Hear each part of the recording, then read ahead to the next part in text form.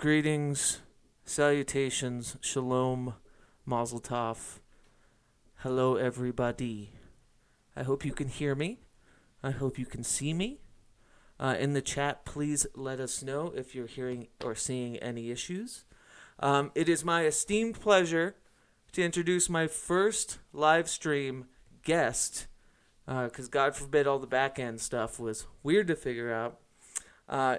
My favorite person, at least one of them, Miss Niish, is here. Hello.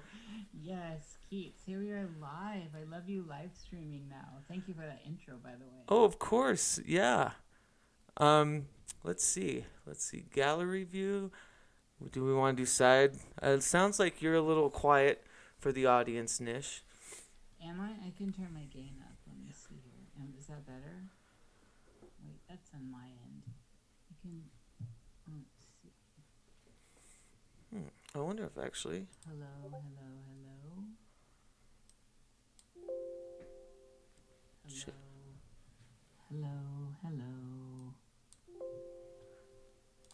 All right. I'm not in the chat, so I don't know what's going on. Oswald Spangler says he can only hear you mumbling. Oh, great.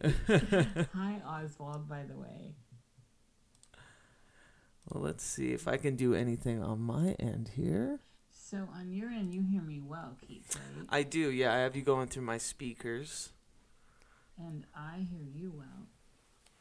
Can you? I need some headphones. Oh, sure. We're going to have our sound tester, the Miss Mary, Hey, Mary. see what we can No do. real names. Oh, yeah, no real names. She's undercover. Oh, that's right. Well, let's see. Yeah, let's do speaker view. Okay. Forgive the little bits of problems. Please let us know again in the chat if there are any issues. Otherwise, I'm really excited to talk to my friend Niish. It has been a while since I've heard your voice directly. You know, we've been able to catch up every now and again via text, but with everything, I think, going in our lives simultaneously, we're just kind of one of those orbiters that sometimes collide at the right times, you know? Yes, it's great. On that note, too, is my voice coming through, Mr. Oswald out there? Mr. Spangler. Mr. Spangler. Hello, Michelle. Thank you for joining us. Which Michelle? Michelle Embry. Hello, Michelle. Can hear her a little better, Mary says. Let's see. How low? Ask Mary, how low am I? How low is she? Not terribly. Actually, you know what? Let's do this. Go ahead and speak again, Niish. This little light of mine. I tried to pump up the gain here. Hey, Keats, I'm way louder. I wonder. Don't you have a mixer there or something? So I have a little Focusrite, but I'm having to do it in program. Let's see if I can turn down. Check. See, this is the thing. You're doing live for the first. You know, this is like new. This is right, yeah. So you guys are all my test subjects here. So I turned down a little bit. And anyone that listens to you and knows that this was a big jump for you because you like the really super polished podcast. Yeah, no, it's taken me a long time, I think, not only to get comfortable with live streaming for, you know, back end and front end stuff, but I was a bit obsessive when it came to constructing the podcast for the first, you know, 20 or so episodes, especially when it came to video editing and sound editing. So, but I love this. It feels so much more freeing to do this in a way that's, you know, combustible. Yeah, there's something, I don't know. You know, knowing you, I mean, it feels your style. You just will get out and play music, you know, on the street. So, Yeah.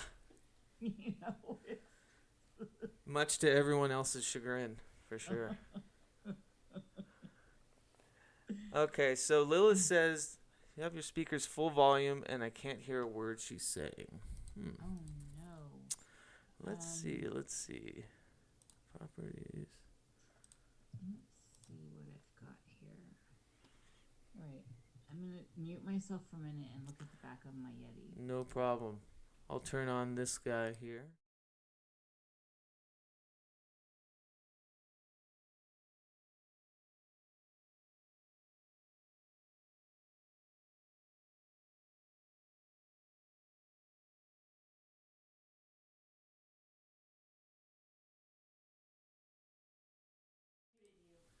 Yeah. Is that good? Yeah, I Watch was. figuring stuff I would. That's my. Having technical difficulties. Animation. Oh, we're back. We are back. Okay, so here's my testing with the game. So here's this is like low end. I can't hear myself. Right. That's super low. Okay, and then this is as high as it goes. Switch to gallery mode. Jerry says. You got it. He's the stream. Oh, is Jerry in there? Cool. He is. Jerry is always the one that does this for me. And then on the second button, tell Jerry Jerry's out there. So Jerry, my Yeti is not upside down. It's on the. I've got it on its little stand. And on the bottom button on the back, which way should I go? So your second choice was louder. Oh, and now Oswald says you sound hot. Oh, he's talking. No, he's talking about. I Like thought he the meant game? audibly, but I think he just means visually. Oh, I thought. Okay, so I got that confused. Hey, Oswald. Yeah. Either way would have been great. Okay, so I'm loud now. Yeah. I got a from Mary. Well, headphones, I wouldn't call it loud, but I would say that I could hear her. You just talk louder, Keats. I mean, She has to turn up the audio volume in the Zoom settings, Jerry says. Turn off auto volume and slide to the right. Oh my god. I know, I'm Oh, sorry. goodness. Okay, so I've got that pulled up and I can see it. Yes. Mic test. And then there's an automatically adjust volume under the volume thing. Click that off and then raise it. Okay, I've got it clicked off now. Input volume, raise it. Yep. I've got it all the way up. Did that change anything? Oh, yeah. Seriously? Yeah. You're Oh my coming in God. well now. See, I know. said this in my new tester on my own little show that I'm starting. I said this. I'm trying to learn this stuff. I don't have a Jerry helping me. This is, I have my Jerry out there somewhere. Thank you, Jerry. I love you. Thank God for Jerry. We'll bring you in, Mr. Cthulhu. I know. Awesome. Well, thank you guys for sitting through that. Here is my training wheels. Yeah, he's the best. I had a lot of questions for him when it came to jumping into the live stream venture. Sorry, everyone out there. You got our little background pre-4 show test, I guess, our sound check. Jerry says better hurry. So he wants a Zoom link. Maybe we'll bring him in very soon, huh? We could start with Jerry and then bring in the other two later, Sam and Steve. Okay, let's do it. You're driving, Keats. It's your show. Keats, you turn down just a little bit more, and then you're good. Okay. Guys, really appreciate it. This is the first time we're doing the live stream here with guests. So let's see. I'm going to go ahead and... All right. Well, Nish, let's talk a little bit about your new show because you started going into that before all of this, before we started. And I would love to hear more about your plans for it. Well, I wanted to be able to do more. I want to do more. And so it just became like, I'm going to do it, basically. It's kind of how Jerry and I started Nox Mente. It's like, let's do this. And we did it. And I do a once a month thing with Montana and Solaris, which I love. And then kind of a once a month thing with BB and JJ that I love. But I just want to do more. And I also, yeah, that's what it, and it's just it's open ended, and I'm gonna just it's conversational. I'm gonna do some pre-records because I have friends in the British Isles and other parts of the world that can't make the time slots here, so I want to do that and then go live. And I'm gonna take it where it goes. I want it to kind of be just open ended, so I'm quite excited about it. Hey, Jerry. Jerry. Thanks for joining. You know, of course. I'll be quiet. Oh, yeah, no, but I wanted to ask, yeah, because Nish, that has been my problem about scheduling these things. I've got a lot of friends in Scotland, 7 Yes, hours me too. ahead or so. Yes. We have so many people in Scotland. It's amazing. I know. Yeah, but it's been so hard to kind of orchestrate what times to do the live streams. I was wondering if Yeah. you had any, knowledge about what should be, a good block to start. I don't. I'm going to treat it differently with each person. Like, I've been wanting to get one of my good friends, Janet Farrar, on forever, and the time doesn't work, so I'm just going to pre record with her. And, I'm just gonna start. I'm able to have an open schedule and do that. So those people I want to pre-record with, and I don't think I'm gonna have a set day with the Cosmic Salon. I think it's gonna happen organically, the way that these other shows are kind of going. So my goal is once a week at some point, every, one show a week. Yeah, I love that. I mean, that's totally what my goal has been. I tried to pick a day, even as far as like edited episodes. You know what I mean? Yeah. But so many projects, it's just so hard to keep on a routine. And I don't think, people are clamoring for them necessarily. So I'd rather have just a well, forgive the term, but endowed project. Hey. But before, Yeah, I mean, I'm really trying not to have boundaries on it. I just want to see where it goes, where it could go. I just want to have consistently cute intros and all the music that I do, so I want provocative stuff on the screen as well, so I love it. And it's like, there is a dichotomy between that show and, say, Nox Mente, where it's more in the dream realm, or the Obelisk, which is, kind of based around moon cycles, right? yeah, but the Obelisk that's like our favorite new toy right now. Yeah. Because we kind of have a theme a little bit, and then we just go balls deep from there. And I just am in love with the Obelisk. Aren't Yeah. you, Jerry? Absolutely. And if you remember, we wanted to call it Balls Deep originally. Yes. Yeah, I love it. I love it when you guys are just free to kind of go into those other realms. I remember you talking to, what's his name? Entering the Desert, Craig Williams, about, Oh, Craig, having yeah. him on that show because those tangents would just get into these wonderful escapades. He's coming on Soon, right, Jer? Craig's April amazing. April 22nd. Oh, so that is soon. Yeah, Craig is awesome, and he's got so much. The Vedic and Sanskrit stuff is at his level is new for a lot of people that had kind of traditionally followed us. I mean, he's so deep into it and extremely knowledgeable in that that is fascinating, and his books are so good. His books are so good. Yeah. You read any? I've skimmed through Entering the Desert. It just wasn't in my pocketbook price range at the time.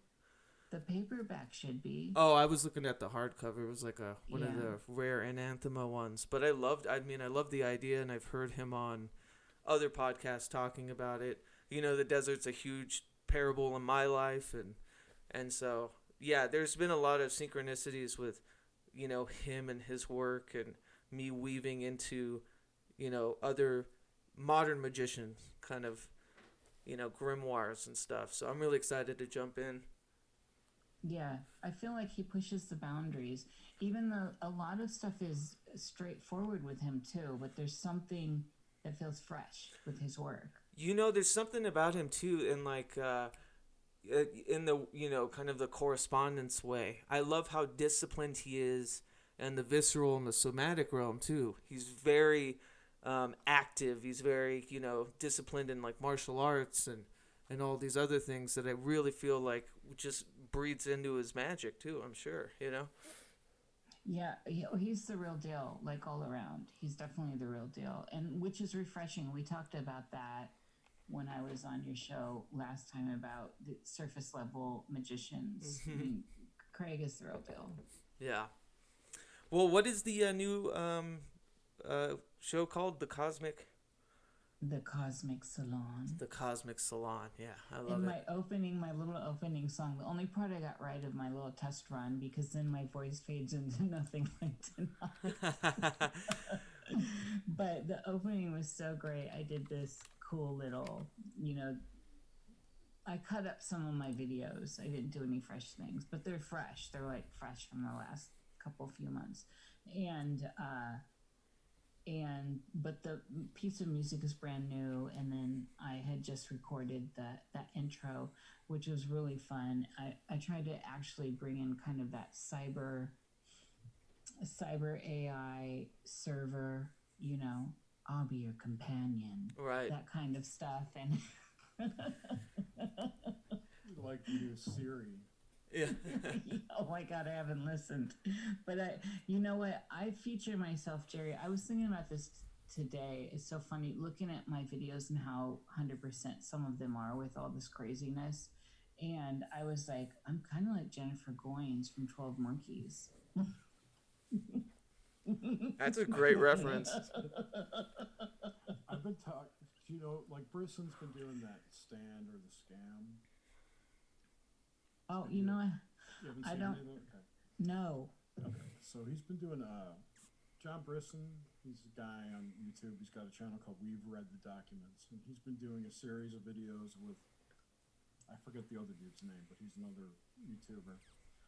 And the series is called The Stand or the Scam, like what's going on with the coronavirus.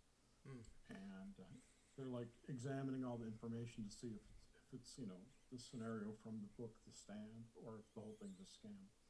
And I told him, I'm like, dude, it's not The Stand, it's fucking 12 Monkeys. Yeah, that's funny. I didn't realize how prescient. I forgot how prescient that movie is for these times. What did he say, Jer? He's still sticking with The Stand. I think it's like, For me, the 12 Monkeys thing is really clicking in, and especially with the bigger agenda that was going on with the 12 Monkeys. yeah. Which is where I'm at with this whole situation we find ourselves in. Not to divert a little bit, but you said something earlier, Nish, that kind of sparked a current meditation of mine. You were talking about cutting up, your old videos using new music, but kind of the same imagery that were, in, an artistic sigil as before. And I was wondering, like, what your thoughts are about kind of recycling, cutting up your own stuff. I've been thinking about it, doing it musically. I love cut up culture. Yeah. And I love how it kind of came into how it birthed through into art. And, because in a way, it's very little kid too, right? Right. You would cut up stuff and glue it. And so I'm really, really loving it in digital culture, especially. That's where I'm finding it juicy.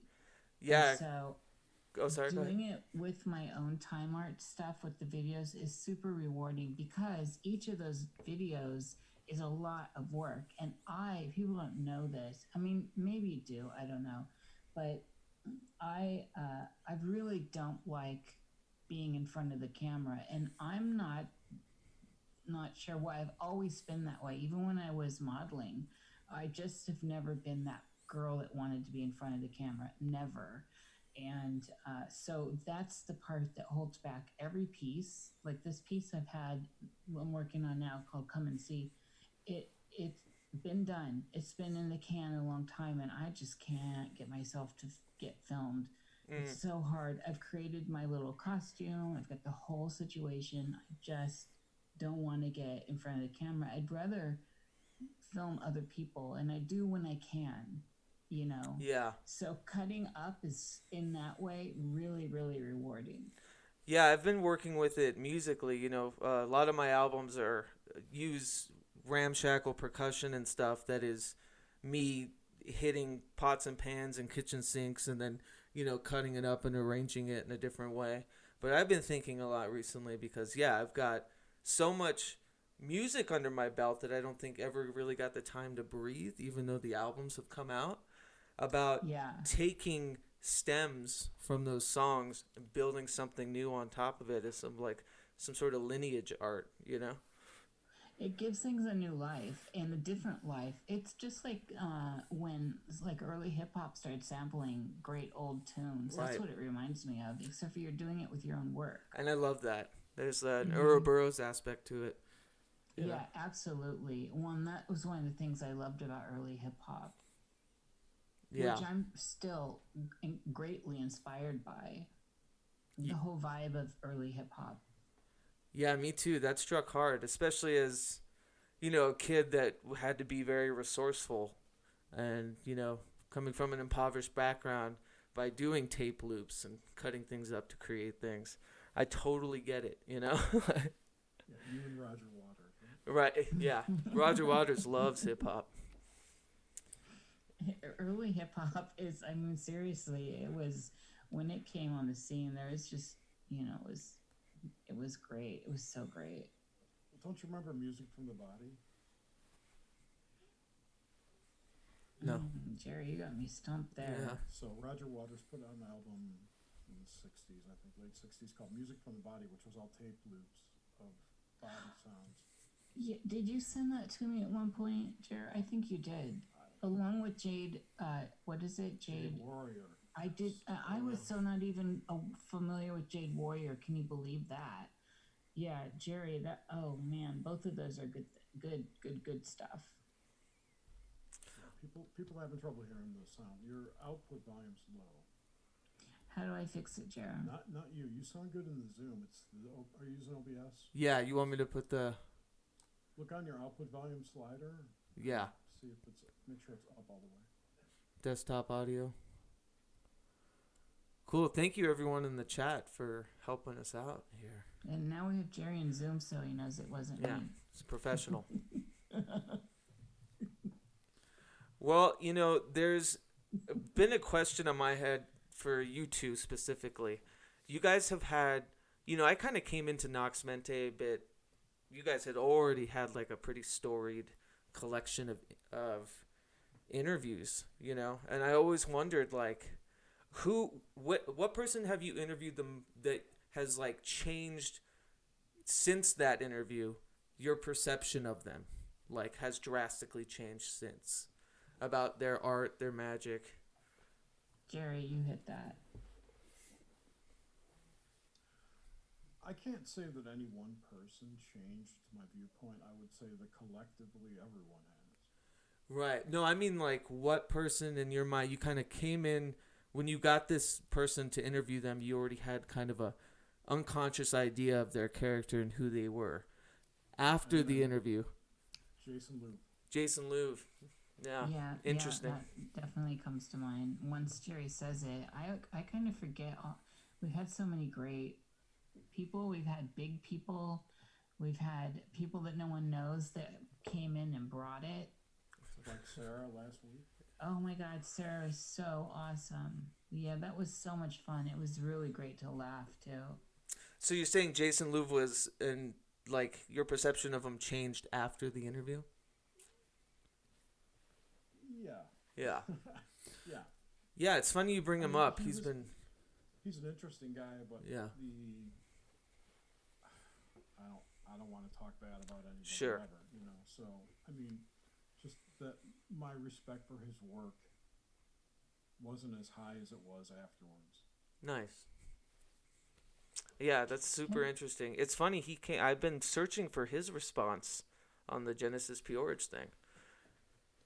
and like haven't heard I anything never from heard him. of that guy. This is so weird. Yeah. Like, I've never heard of this guy before. He I- died. To them. They, her, with a slash. I don't play that game. No, Jerry, have some respect. And Genesis was a genius. She brought in the industrial age of music with Throbbing Gristle and all that. Amazing, amazing artist. Yeah. Psychic TV. I mean, Yeah, Never heard of psychic. them. it was Yeah. huge in my youth, and I talked about this on the Carl Abrahamson episode, the last episode, just about the kind of deification that happens and or the like complete obliteration of people after they pass. So, you know, of course there's touchy aspects to their life, and you know, they're human beings, and it's important not to deify them and understand that, you know, they did some fucked up shit. And they did some great work Everyone, too. yeah. Yeah. Yeah. Yeah, that wasn't a genre I was really interested in. So I never heard of him. Whatever. It's just, but what you're saying, Keats, is really relevant. And it's something that I always note. I mean, I've known terrible, terrible, terrible people that are well known in person. And it's actually a lot of people I know that are really super well known, like big Hollywood movies and stuff, are just, oh my God. It's making me weary thinking of some of them, and they're vampires, you know, in a way, psychically. Right. And then they die, and there's just like this outcry, like they're saints, and it's the mill.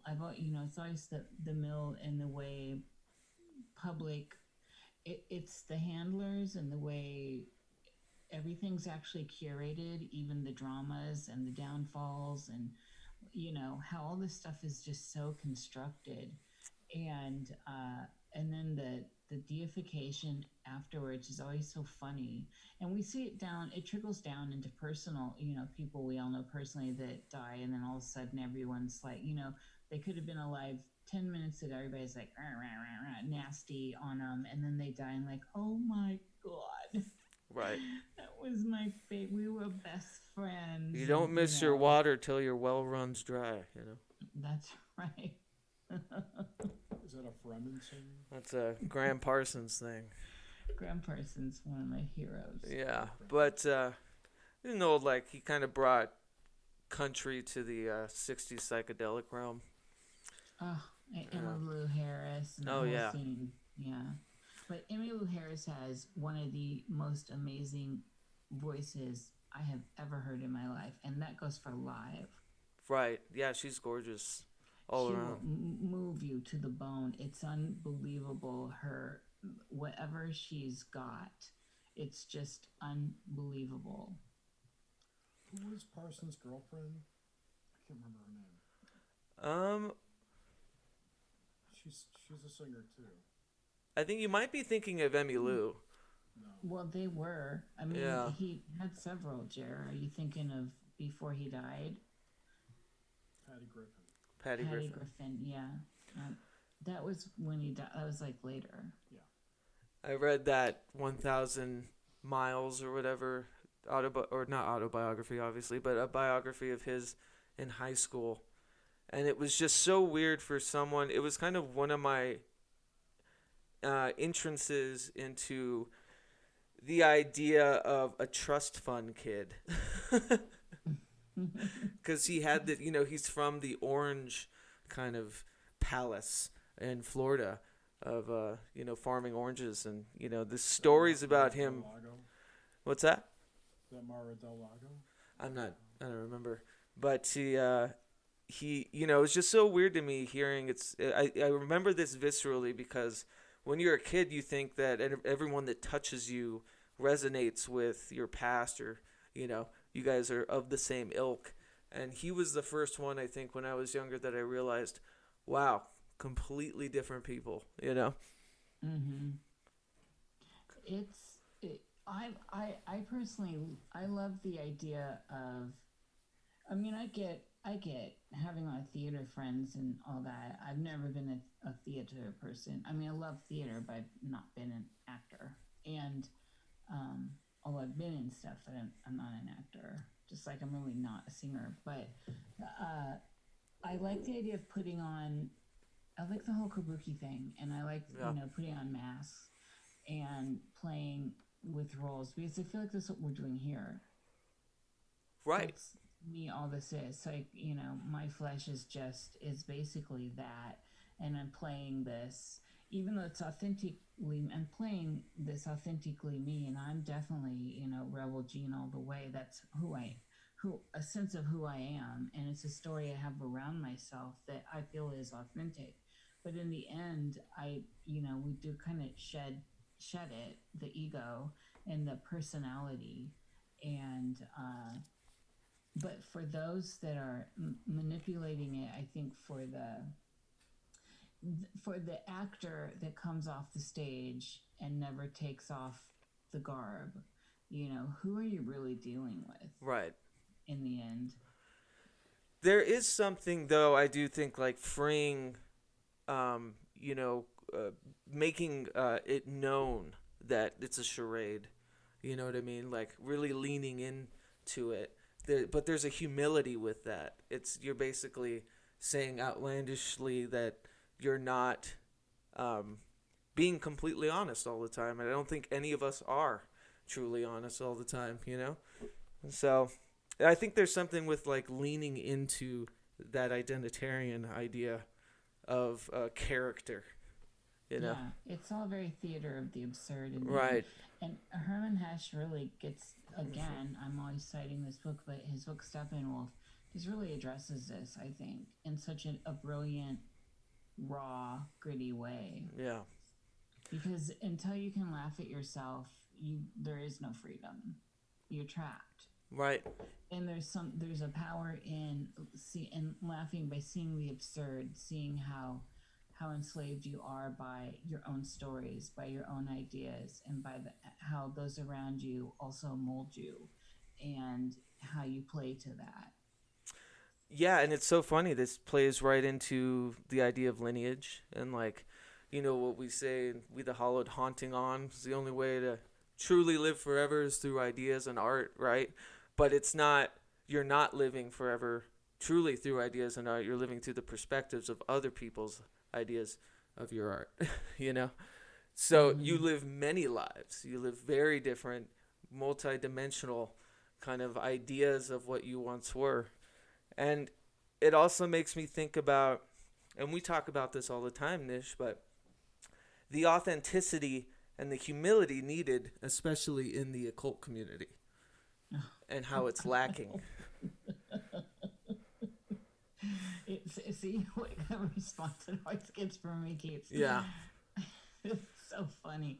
I literally cannot. I don't block people, so I find it funny. I just found another person that has me blocked. I have another person. I have no idea who they are. I stumble on people that I don't know who they are, and I'm blocked. I'm like, wow, that's bold. Like I don't even know them.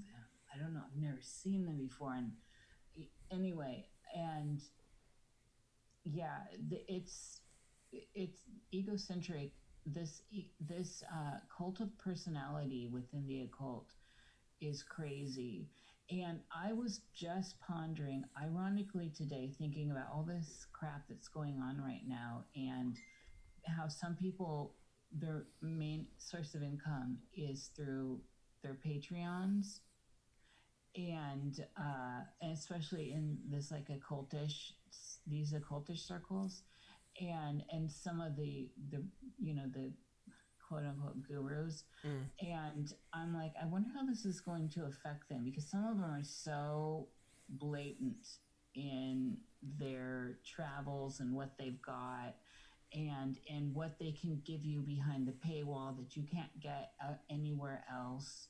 I mean, people, come on, all the information is out there. It's all out there. Yeah. And there are so many amazing people doing amazing things with it and talking about it. And there's not one source. There's not one paywall that you get behind that's going to be better than you can find for free. It's bollocks. It's absolute bollocks. And I roll my eyes every time I see posts like that. It's so soothsayer or snake snake oil, Right. and it's doing a Cagliostro. disservice. Yeah. Well, it's doing a disservice. Even if the core work was, great that this person wrote up on, whomever they are. There's several I can think of that they wrote up on this great, wrote a couple great books, put out this great thing and that great thing, and then you can't access anything without the paywall. It's like, and if you get behind the paywall, you have to stay behind the paywall because it's the best community ever. Right. Yeah. It's hilarious to me that it's these, it's entire lives, like fruitful lives, living off of other people's frivolous income. It's look at me stuttering. Yeah. I know people on fixed incomes that are so kind and generous to give their money to some of these people, and I can't tell you, it really brings out that I want to tear it down thing in my head. Yeah, I know you feel me. I mean, this is where we bonded. It's just unethical to me. And I don't care how great your information is or how great your book was or how great this or that. There's a point at which some of the people that follow some of these people are amazing in their own rights, and yet Right. they have very little money and they give you this, and then there you are flaunting everything you have, and it's like Jim Baker, Tammy Faye, Right. and Jim Baker. That's what it reminds me of. And these, the Christian evangelists that just live so high on the hog. Yes. Is it any different, Keats and Jerry? Is it any different? I would say only because I would say if your entire income is based on that, no, it's not that different. But I think, finding support financially through creating is always a plus, and it's always a wonderful thing. But to hide truths that you think are actually going to benefit this world behind expensive paywalls, that's just straight gatekeeping, unnecessary gatekeeping, And I'm not saying you shouldn't make money off of what Right. you do. And, this is a struggle I've always had. And as a lifelong artist, I believe in making money. I want to too. And it's, another reason why I really decided to launch the Cosmic Salon. I would like to see that avenue of mine eventually pay me. Yeah. And so You deserve it. I get it. I get the idea, but I don't like seeing this kind of cult of personality that I see around, that I don't feel like I'm offering anyone anything new or fresh that they can't find on their own. Yeah. And I'm not offering a social circle that they can't access. I'm not offering, you can learn the tarot, you can learn astrology, you can buy all the old grimoires now and learn them, and there are people talking about them everywhere. Mm-hmm. You can become an adept on your own without having to pay someone. That's Amen. Yeah. That's why I like that kind of donation aspect or the mercenary aspect, where it seems more fair. Right. It's always been that way, though. I know, but Yeah. it needs to change, Jerry. Jerry and I are this is one of the reasons why I love my Jerry, is this open source policy that we've had. I mean, you come to our chats and everyone's got a wrench. We've never had a paywall for anything. If you want to donate, you can donate. Mm-hmm. Patreon.com/KnoxMinty. And it's more like that, and I think that's just more. It's just, for me, it just feels better that way, and so Right. I don't know. If you've written a book, you should make money for writing your book. Yes, You should yeah. get paid. If you have a great album, you should get paid for that great album. If you have great content and all that, but there's still this idea of the I am that I am that separates some of these people Yeah. for me. Yeah, and I think it really harkens back to something we touched on too when we last chat about it like I said, it's the gatekeeping thing, but it's also this under the service or the guise of changing the world for the better, right? Mm-hmm. It's under the service and guise of teaching in a way, in a lot of ways, and sometimes that's a real thing, but at the end of the day, these are just, curators. You know what I mean? Yeah. They're just like aggrandized curators. You're paying somebody to funnel information through their filter. Yeah. When we first started, one of our things we talked about was the idea of seeding the collective with these ideas, that we would get the frequency out there. It's going crazy. Yeah, mine was too. Yeah, Sorry. gotcha. Yeah, that was just one of our goals, which is to have these conversations and have all that information just go out into the cloud. Yeah, absolutely. And yeah, I put out records, I charge for the records, but I'm obviously like, I'm not in this business, or I don't do anything creatively to make money. I do it because I've got no other choice in a way, and I want people to hear it. I want people to see it. I want people to enjoy it. And there is a weird caveat with, there is something psychological when people search it out more, or they'll pay more attention to it if they pay for it. Yeah. And you should get paid for it. We should get paid for our work. It's just when it becomes, there's a ridiculous aspect to it. And I do think that's in presentation. And elitism is elitism is elitism. And it just has always turned me off. Yeah, absolutely. I mean, it's so funny how people fall back into these hierarchical standards too, especially when, say, you're part of an art collective that does nothing but wants to share and metaphysics and art, and yet people are looking for, defined classes above another, or you know what I mean? There's these weird hierarchical imprints on their minds that they project into things that are just supposed to be free and abundant. you know It's very, this is mirroring what's going on in the collective right now. It amazes me how many people want to be controlled yeah, that's a and need to actually be controlled to feel safe. And so it's as they say, apples and oranges, but at the same time, if you get high enough away from it, it's kind of the same thing. And there was a time in my life, I think maybe that's what soured me too, is getting involved in groups and getting up to the adept level and then asked into layers above that, and realizing there was nothing there that was special that I couldn't find anywhere else. And there was no super secret, yeah. I mean, a time and again, I encountered that, and what I encountered was just this great amount of BS getting there, though, and this, it,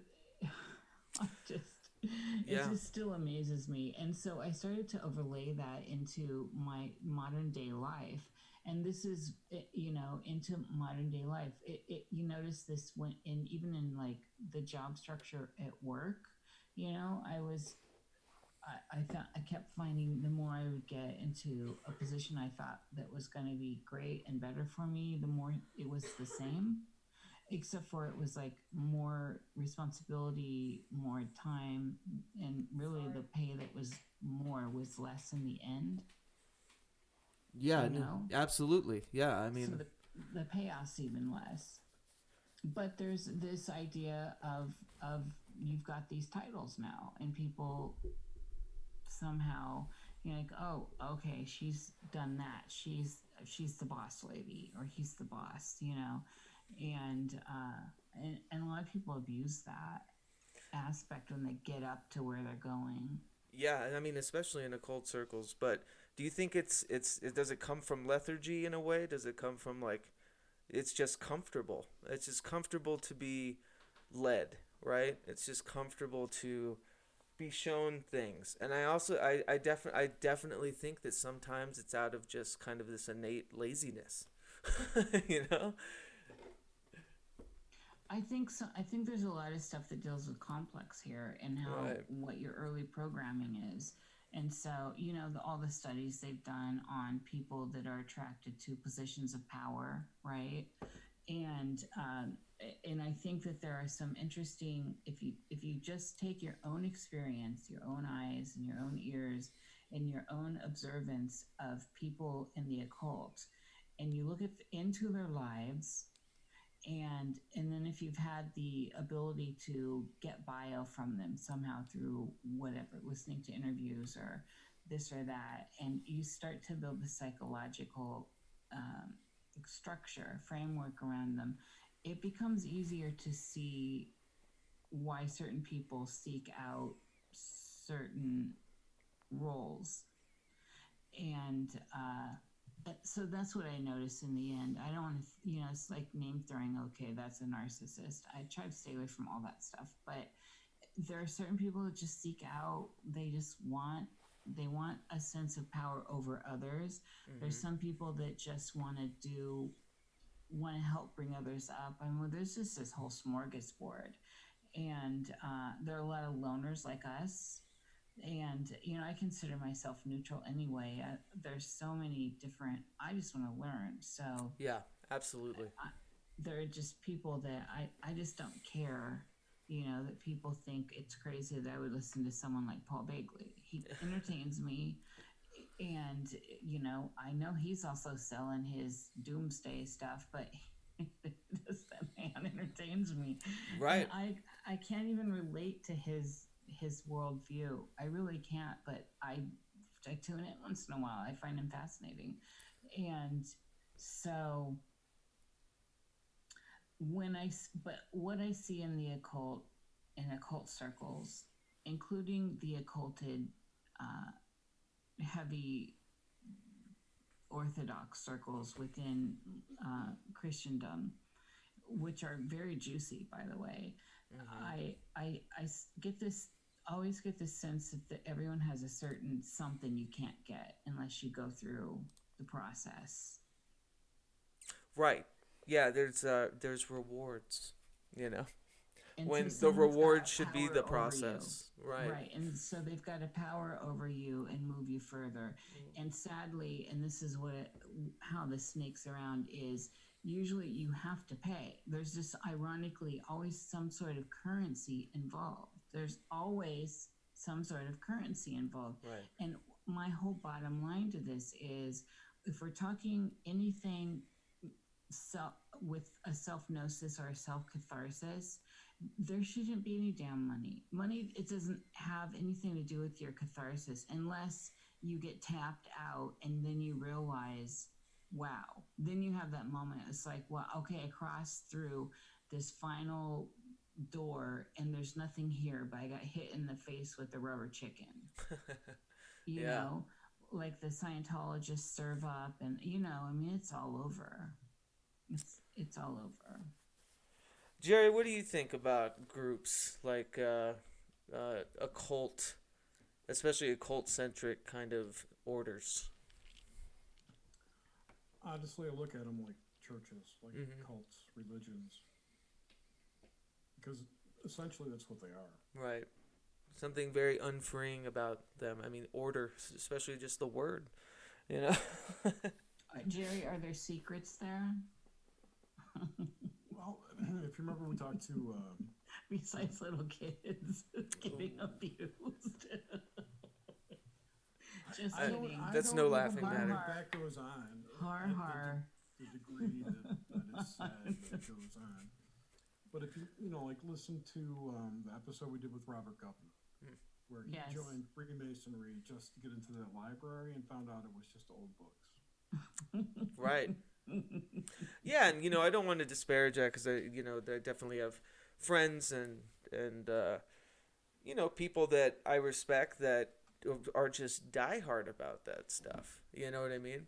I just My whole family. right. It's, and lots of people I love and respect as well. I'm Yeah. talking about the people abusing it. Right. Yes, and that's what my distinction was gonna be. And like the thing about me has always been anarchic in a sense that I'm a perennial student. It's very, very odd to me that someone, and there are very select few who could, and there are very select few who can, but who could dispel that information confidently, like they were the creator of that information. You know what I mean? Yes. This was an interesting conversation I was having with someone. I think it was kind of been JJ. Anyway, where people co-opt your information, and then so you have these wonderful personal encounters and relationships with people, and there's always someone along the line that just co-opts your information, and then you see it everywhere. Yes. And Yeah. we developed law around that, intellectual property and all this, but it's so sad. Hello, darling Sam. Hey, Sam. Hey, Brad. Hey, It's Jerry. so sad when this happens still, that you can be in private conversations and talk with people you trust, and you're talking about, man, I'm working on this, is happening for me magically, this combination of things has created these results. This can come down to painting, like mixing these pigments with that and letting it dry, and then overlaying with this, and you get this. Mm-hmm. And then all of a sudden, someone you trusted comes forward and either does something public, like publishes your information under their name, or just becomes known for this information that you had kind of stumbled on yourself. Right. And it's, that you were probably never going to intentionally act like it was yours to begin with.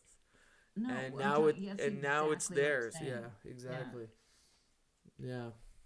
I can't think of anything more frustrating, honestly. But it's so common, and I see it all the time. I still see it all the time. So, Sam, you must encounter that.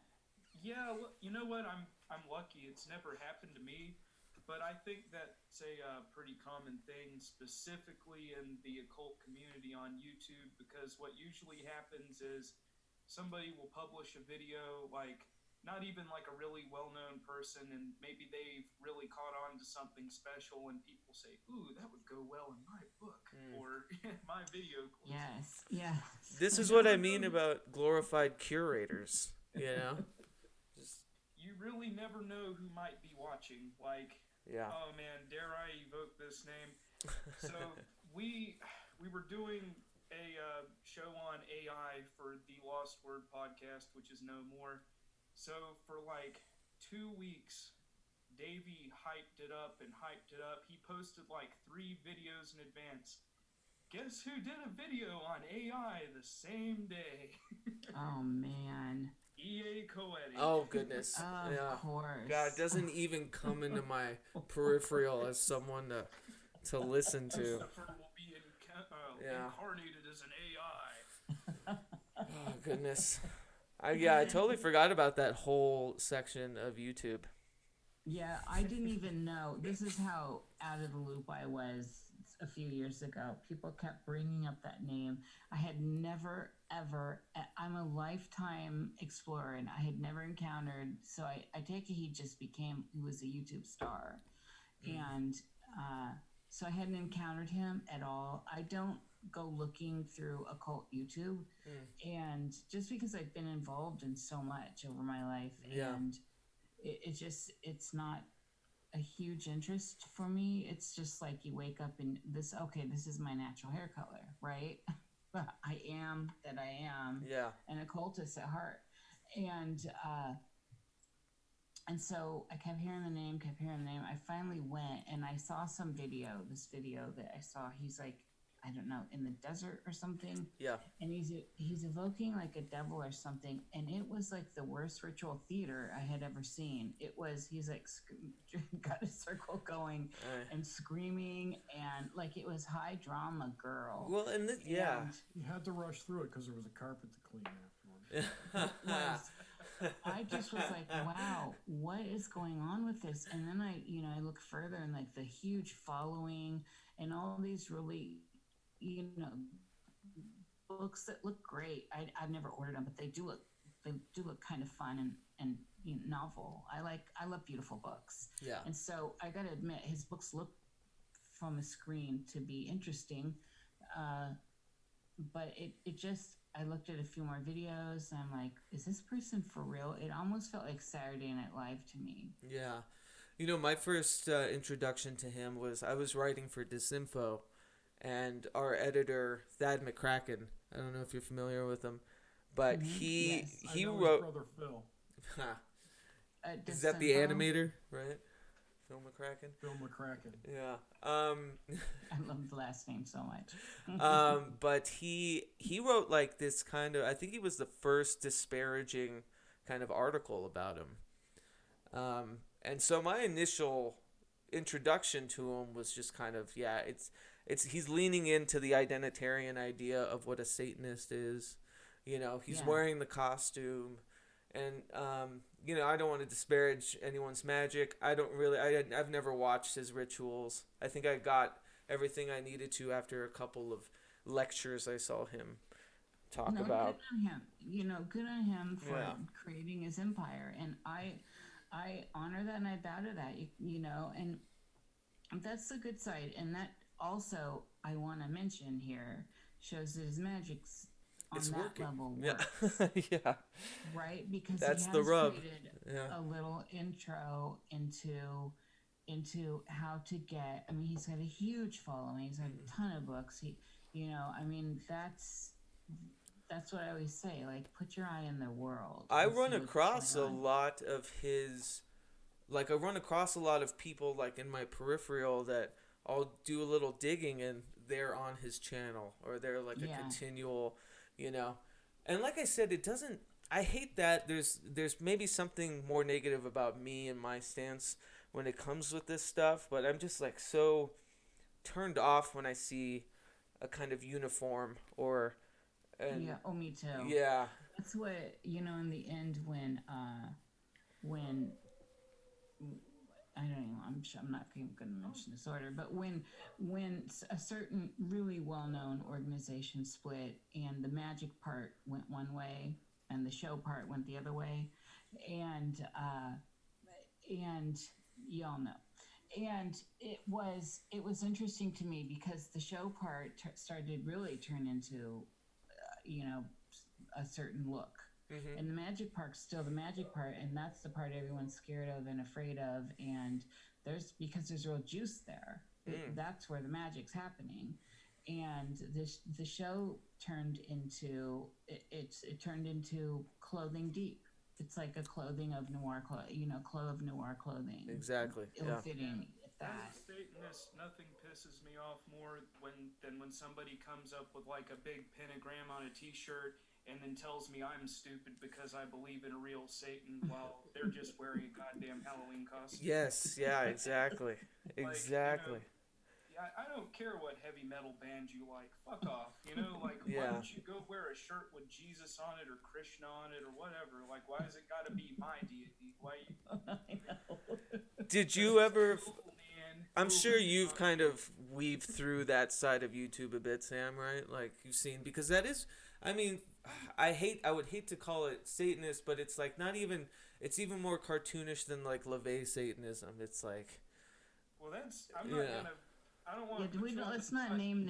Yeah, let's not go there. But... Okay, I'll censor that part. I'll say this: like E.A. Coetting, like he really isn't all that bad, and I think he's legit as a magician.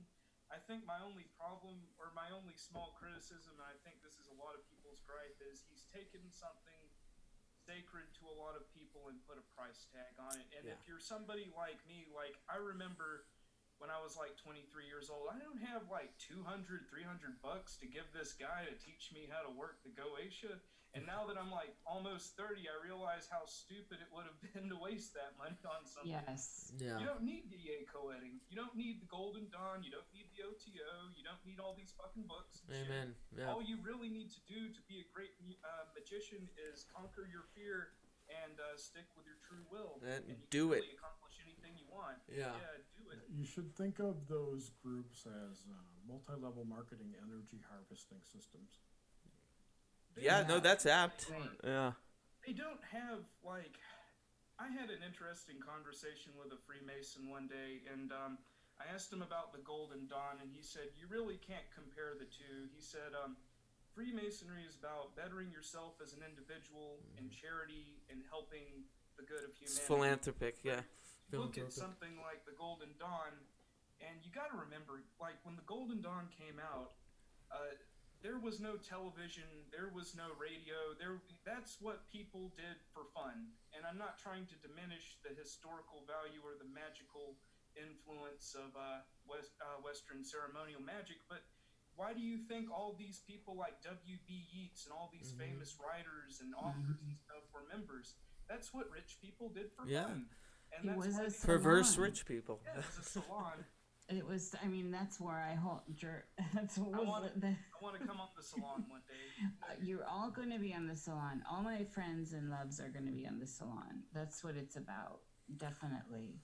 I want to clear up one thing with the co-editing. I have no beef against him, and I respect him for doing what he's done. Yeah. I just couldn't, as a magician, as a journeywoman myself, I was just in shock. I was like, oh my goodness. And now on the main stage, Yeah. And so I got to give him a hand because clearly it works, and that's at the base of a lot of this, and with a lot of these paywalls too, it seems to be working, and so their sigils are working, and it just bothers me for like what Sam just said. Well, it's so funny because, I talk about this a lot with other friends, other, magician or dabblers. A lot of them are literally in marketing. Yeah, it is totally that. Yeah. It's like Hot Topic. Yeah, but like a lot, like their day job is to write copy, is to, create a persona for an entity for the entire means of getting currency, So it's just interesting to me how that. That's what I was talking about with that the whole theater aspect where you put it on, and this is one of the things I've always loved about people that I have respected too. Like Stevie Nicks always says, "I'm going to put Stevie Nicks on," right? And she goes out and puts Stevie Nicks on and gives you a Stevie Nicks show. And nobody loves Stevie Nicks like I do, and so. But at the end of the day, she takes it off, and that's how the show goes on. And I respect people that have a sense of showmanship. It's those that abuse that showmanship, and my Jim Baker and Tammy Faye are the better examples in all this because they're really far removed from anything that touches our lives. I have a perverse sense of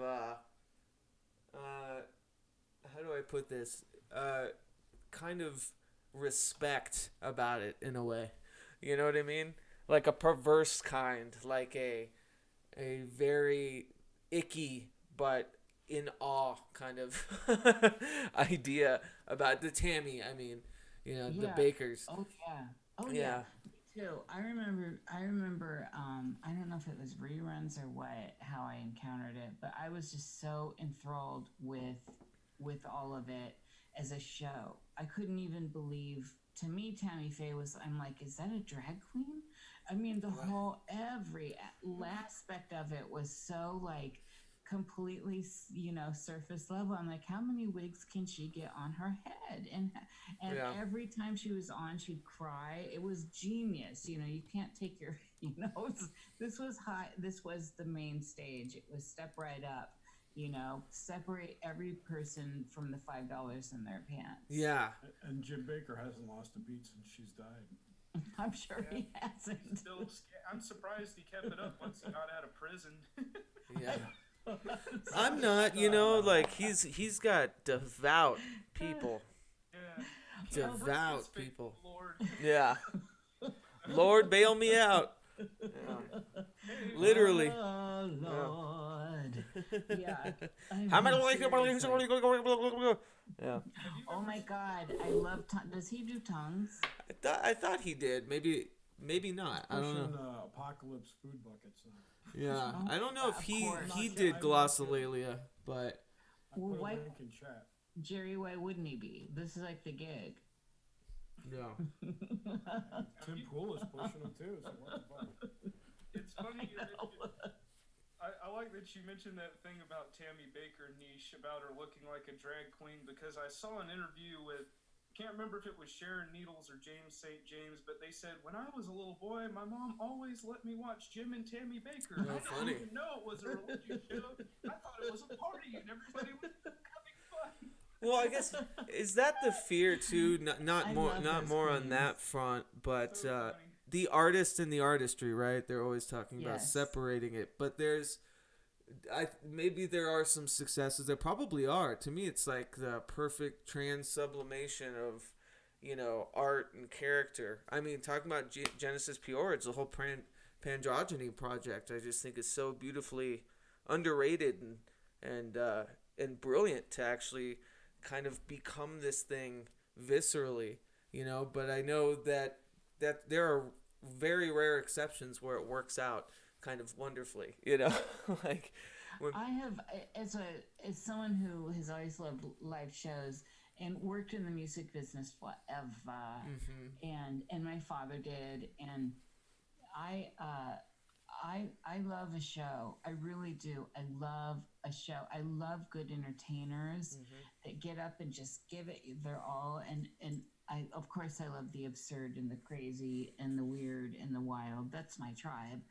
And I mean, if there are midgets, little people and drag queens and snakes and all that, I mean, I'm in love with all that. oh That's yeah, my it's people. heaven. Yeah. And so, so the more absurd, the better. And that's why Tammy Faye, you know, was so much eye candy for me. And like Sam just said, for Sharon Needles or whoever it was, I love Sharon from Iowa also. Yes. So, and still today, like when I went and saw current rock star right now or metal star right now, Poppy. Sam and I love Poppy. Funny. I could talk to you a lot about Poppy. I remember I'm kind of privy We to love that whole Poppy. drama. Yeah. She puts on. Have you seen her in concert? No. Amazing. She really throws down in a concert. Yeah, it's funny how privy I am to just all the background drama. For some reason, I just had like a kind of fixation on it, on all of the. Easy to I do. loved those videos. I absolutely adored those first YouTube videos. I thought they were just completely was, like, the ridiculous and just pre-Titanic, awesome. Yeah. The Titanic and now the post-Titanic. Right. There's like 3 phases of Poppy. I, And the yeah. Titanic stuff was amazing, even though all that happened. But he really did bring in some genius, you know, all that Japanese influence. Right. But there's, you know, and he leaned heavily. I think that's just funny. I think we naturally, because we run in these circles and we've got storied pasts with, you know, kind of occultish things. It was funny to see it almost be, made fun of, like using the occult as an aesthetic that's actually intentionally supposed to be dumb, in a way, you know. And it's something people have asked me too. They're like, Sam, you practice magic, right? You think Poppy is a Luciferian? And really, I don't. No.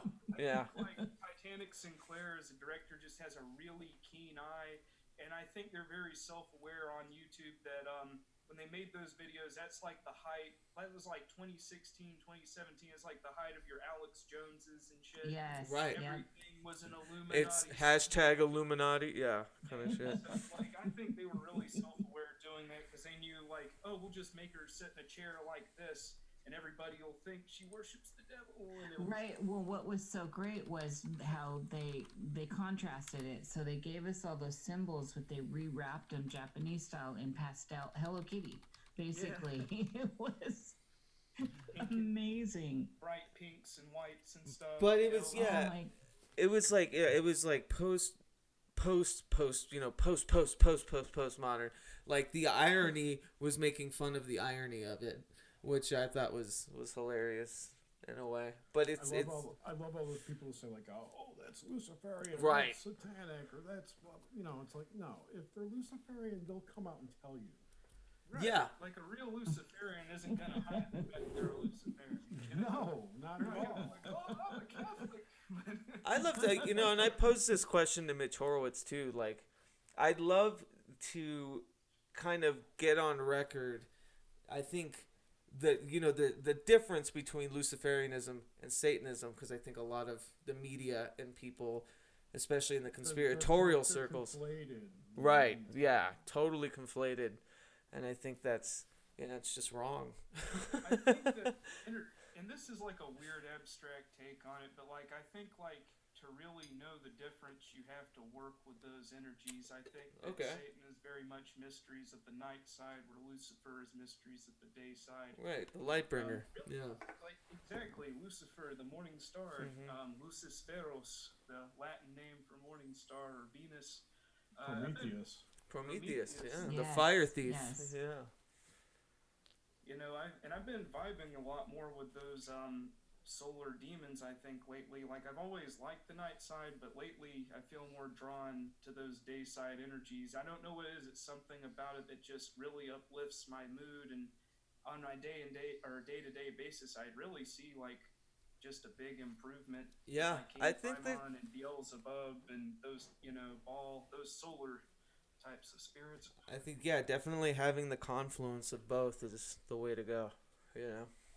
But even just through the lens of art, how much fun we can have with cut up art, and especially with this style of stuff cut up, and that's what Poppy brought on, was like really a modern day occult cut up stuff, A and a pastiche, whole like pop yeah. candy, pink bubblegum cut up occultism. It's genius. Yeah. I really love like the evolution in her aesthetic. Like, okay, like this is gonna sound wrong, but it just shows the evolution she went through from, like, let's say Bubble Bath and Poppy Computer to where she is right now, right? Ooh, the latest video is genius. It's so good. It's so crazy. Is But, she the like, person who sold her bathwater? No, that's No, not that's a that different, gamer yeah. girl. I don't know her name, but it's like that one. She's the I person. know her. I'm kidding. Okay. That's classic Jerry. Oh, All right, I gotta take off, guys. Thanks Jerry's for having me leaving. on. Thanks so much, Bye, Jerry. Really I'll appreciate see you, man. Tomorrow. See you Yes. tomorrow. Have a good one. Let's talk Yes. soon. Thanks for all your help. Thanks, Sam. Hey, have a great night, man. Yeah, you I'll too. get you before you headed out. All right. See you guys.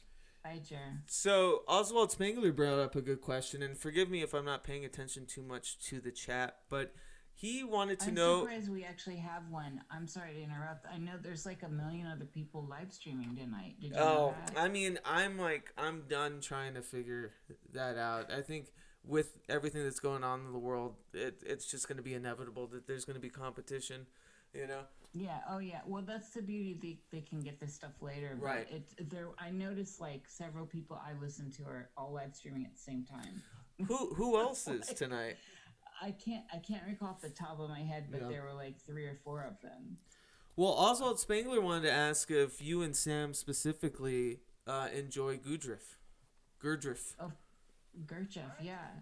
I've only really had experience with one Gurdjieff book, and oddly enough, Oswald, that was only within the last month or so, and that's Beelzebub's Tales to Yeah. His Grandson, that Diamondosophy got me into reading recently, because I had a talk with him. He's like, you should check out this book, but it's really good. I'm sorry, you want to jump in here, Niish? No, I'm listening to you. What do you think? It's I'll be honest, I don't think that Beelzebub's Tales to His Grandson is the best book in the world. It's definitely got its flaws, but there is an audio book with all the chapters on it on YouTube, and it does have its positive points. I'll say the positives and I'll go into my complaint about it. Like, the good thing about it is you could almost say it's one of like the first sci-fi novels in a sense. I mean, of course, it's post H.G. Wells, post Lovecraft, but came out about 1956, and Beelzebub is an alien that is banished from his home planet, and basically as a punishment, he's sent to Mars so he can observe Earth and how Earthlings interact. And his observations that he talks about are his tales to his grandson.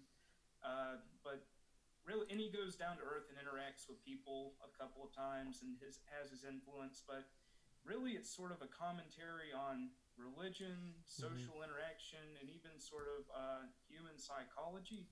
And it's definitely got some chapters are really choice material, but other chapters are very long-winded, and Gurdjieff purposely did that. He rewrote some portions of that book up to 30 times. Every time one of his students thought, oh, I've got it figured out, he would purposely rewrite it just to make it more convoluted. I love that, though. There's something about that. I mean, my initial introduction to him was through Robert Anton Wilson. Same. And his, he's always shared that it's like a supreme agnosticism. Like, I remember it's the pain of even believing that you can know is like the tragedy of life kind of thing. It's one of those classic threads, which I love, and I think anyone that listens to like interviews I do and all that, these are threads that I weave through all my depth interactions. All that stuff, and Steiner, and these are classics. You've got to know your classics on some level, and that's part of the problem with some of the stuff today too. The whole add water and stir aspect. Like, I love that analogy. From whoever, Pussy Sunshine just wrote this amazing book, and it's like, yeah. Oh, you there, Nish? Sam, you're still there, yeah? Oh, my whole thing is slowing for some reason. Oh, there you are. Okay. We heard each other, Sam and I are always in the same wavelength. I know, you guys are good like that. Sorry about that. Like that. But it is, like, I do think people need to understand the past. And this was one of the things that I really valued about grumpy old, we love him, C.W. Chanter.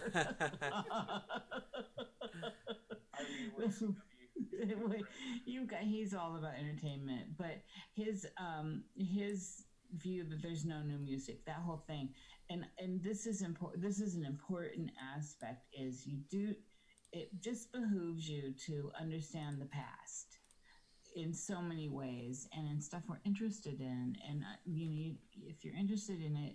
I remember when I was first really getting hardcore into music, and I started like to the point where I was like, okay, who produced this, or who are these other players and what are they doing, instead of just this is the piece of music. And so I think that this should apply to anything, not just the occult. That it's good to understand how it traces back so we can move forward. And this is the part that cracks me about grumpy old C.W. Chanter. Ben, we love you. So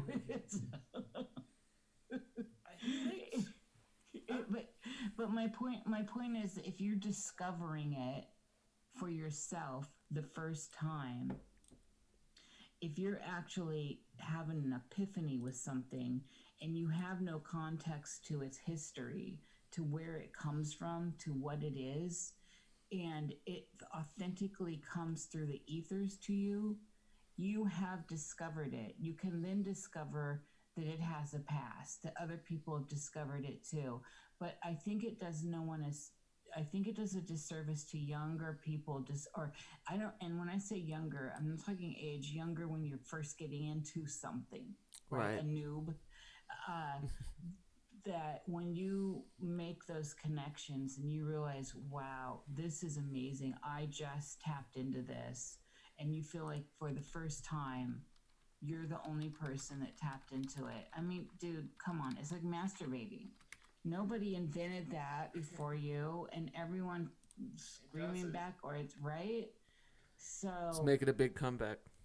So this just applies. This applies across the board, don't you think? So learn the past so that you can move forward, but don't allow people to take away the glory and the luster of when you have these aha moments, these epiphanies, these satoris, because they're special, and that's what keeps us moving forward. Oh, and they're gonna obliterate you. They're gonna ruin everything that you thought before. You know, the pillars that you held, the foundation of everything is just gonna be in shambles time and time again. And the whole process is just building it up and building it up and then crushing it down and building it up, you know? He does make a really great point, and I do see where he's coming from, but I don't think that makes music necessarily bad to borrow from your influences. However, I think there's always an exception, you know? Yeah, we could say this person's influenced by him, who's influenced by him, but who was Throbbing Gristle copying? Right. You know? Absolutely. Literally factory sounds. Yeah. I remember listening to those albums for the very first time too, and I'll be honest, actually those weren't even my first noise albums. Before that, it was Teenage Jesus and the Jerks. Oh, of course, Lydia Lunch. Yeah. Yes. I remember hearing somebody talk about how great it was, saying you should listen to this album, and I already liked punk and lo-fi and stuff, so I listened to it. I listened to it like 3 times back to back, and I was like, I don't fucking get it. This is terrible. I don't. And then it finally sank in that, you know, this is something that breaks the mold of conventional verse, chorus, bridge songs over 3-minute material over and over again, recycled. And, you know, I feel like once you get into those kinds of concepts and noise or sample-based music, Throbbing Gristle, you know, it just totally destroys. You know, if you've been listening to Pink Floyd and that's all you know, and you put on that Throbbing Gristle album, man, it's just gonna tear your mind apart.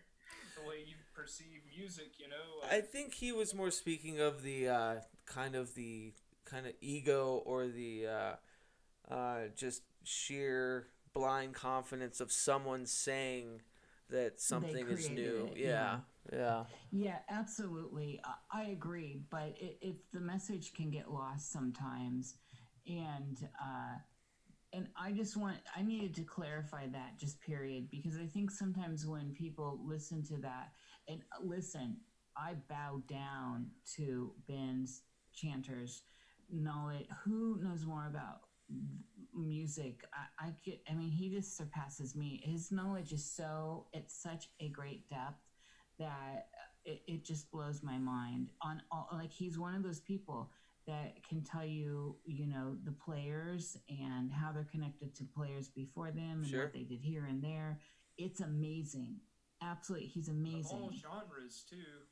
Mm-hmm. Oh yeah, he's multidimensional, so he knows his shit. That's for sure, and he has a huge amount of respect for me. I love that. But he comes off sometimes, and he even said it as grumpy old chanter, you know, like the grumpy old man that didn't make it. And so, yeah, you know, and that when he said that, it tickled me really hard. I was laughing, but I just didn't want to be. I know for me. So, for example, and this is why it did what psychology does. It went in and it hooked something in me. And, you know, I think nowadays it's the common term that I just wanted to avoid, but it triggered me. And it triggered me because I've been that girl where I discovered something on my own and thought, holy crap. Now, I wasn't ego inflated enough to say I discovered it, but when I came across something and I had a satori moment, right, I was like, this is amazing, absolutely amazing. And then upon research, realizing, okay, so did a million other people. Yeah, and I think it's so freeing when you just realize, listen, I'm just gonna carve my own path, in the sense that I know for me specifically in music, there was a long period of this obsession of kind of deconstructing the, the verse chorus verse, or like the regular pop song format, and it's like your own kind of passionate way through. People have gotten there for sure, but I think in the end, if you're staying true to your guns, and if you're really bringing in elements that mean so much to you, that's going to be such a rare concoction, you know. How often does it happen for? But we're all artists here, Yeah. and so I mean, every time I'm working on anything, this is the muse to me. Yeah. There's like letting go. It's like a good ritual where you just let go and it comes into you, right? It just, Yeah. all of a sudden it pushes your ego aside, and there's something magical that just happens. I was literally just going to say that ego check thing, because to be honest, I had something recently where I had someone who was a big fan of my music, and I found out later that they're kind of adopting this persona that is like just so eerily similar to what I'm doing with music, and it's so out of their wheelhouse. I sound like an egotistical asshole saying that, like, they're obviously trying to crib from me, and I had to make those sacrifices in my mind about, like, who the fuck do I even think I am? Like, like I had conversations with Mary, like, it got to me about it, and it was ridiculous. Like who the fuck cares? Like, you're always gonna be doing what you need to be doing at the time, and if people get there in less than how would I put this, authentic ways, I think that it's just another passing phase for them anyway. I think it really depends on the person. Like, I think if somebody is really sincere about something, and granted, we all evolve as people, and especially as artists, like, I think you'll stick with that one thing, but there are a lot of people where really half of it is as much marketing as it is talent, and like finding, what kind of hashtag can I use, what kind of shirt can I wear, what kind Right. of this or that. The people that are sincere to what they do, they don't give a shit what's in the top 40. I couldn't tell you what's in the top 40 right now. I have By the no way, idea. cool Cocktail Twins shirt. I just noticed thank that. you. I'm glad you noticed. I noticed too, Sam. Came in the mail a couple days ago. Nice. Talk about the mill. I mean, the top 40 has always been the mill, and I've made fun of it. For anyone that knows me knows how much I make fun of it. I still make fun of it. When someone comes at me and critiques me and what I'm doing artistically, especially in the music area, it's like, so I've always found myself asking, well, what kind of music do you listen to? And immediately it's always like, I'll get a good song thrown at me that's like, Katy Perry or something. Well, no wonder, like, I couldn't be further from the spectrum than Katy Perry. Yeah. I mean, I wouldn't want to be Katy Perry on any level. And I'm not trying to downplay. I think she's having her experience. Illuminati confirmed, by the way. And good for Katie, whatever. But it's just not, like, I'm not proud of any of those songs for her. And I would never be caught dead putting any of those out in my name. I want to push myself, and I want to push ideas of what I think sounds beautiful. And, for me, influences are very strange. I like kabuki theater, Peking theater. I like the Tanuvian voice throat singing. I like the Bulgarians women singing. I like, Johnny Cash and old school country and roots. I like, when I get to pop, it's poppy or metal. It's going to be interesting people like that. Yoko Ono, huge influence of mine. Right. So none of these influences are going to be, I don't derive, I can't, like I'm saying, is Katy Perry's not an influence. Right. You even get any of that in my music and stuff? No. Hell no. Those are my favorite reviews, because they're always less has to do of what bands they sound like and more has to do with like what something analogous to what the song sounds like, you know? Like, oh, this sounds like you know, drowning in a you know, swamp in the middle of Louisiana, you know? Oh shit! I'm Because down they with can't it. they can't yeah, Yes. because they can't, you know, they don't have like a pivot in their mind of what this sounds like. It's always just this weird visceral reaction about it, you know. You know what's funny is I have like, and then I have really, I mean, I think in their genre, some mainstream goddesses like Maria Callas is an opera singer. You know, I think one of the grand voices ever in opera, and people like that, and then in mainstream, you know, Emmylou Harris, who can sing like Emmylou? Right. That is a unbelievable, incredible talent, and Lucinda Williams and Tanika Tikaram and all these people that came up and got into the mill and are part of the mill that are amazing, but they weren't like the diva queens. And Yeah, it rose to that top where that's the standard. Now everyone has to have that the same sound, right. you know? Well, this is what something I've been experimenting with a lot too, but I think it's just how, you know, we create things how our brain processes things. And I mean that growing up listening to, you know, country music or listening to, you know, just kind of an eclectic array of things. It's like finding that medium. And so you start constructing things to speak in that medium that have the bones of that or the structure of those things. And I've always thought that the cleverest or the ones that A real big one. Liturgy of and you know, there's the Grand Duchess for me, which is Marianne Faithfull. oh amen And yeah I mean, come on. There's so many amazing ways and expression in art that it's hard for me to.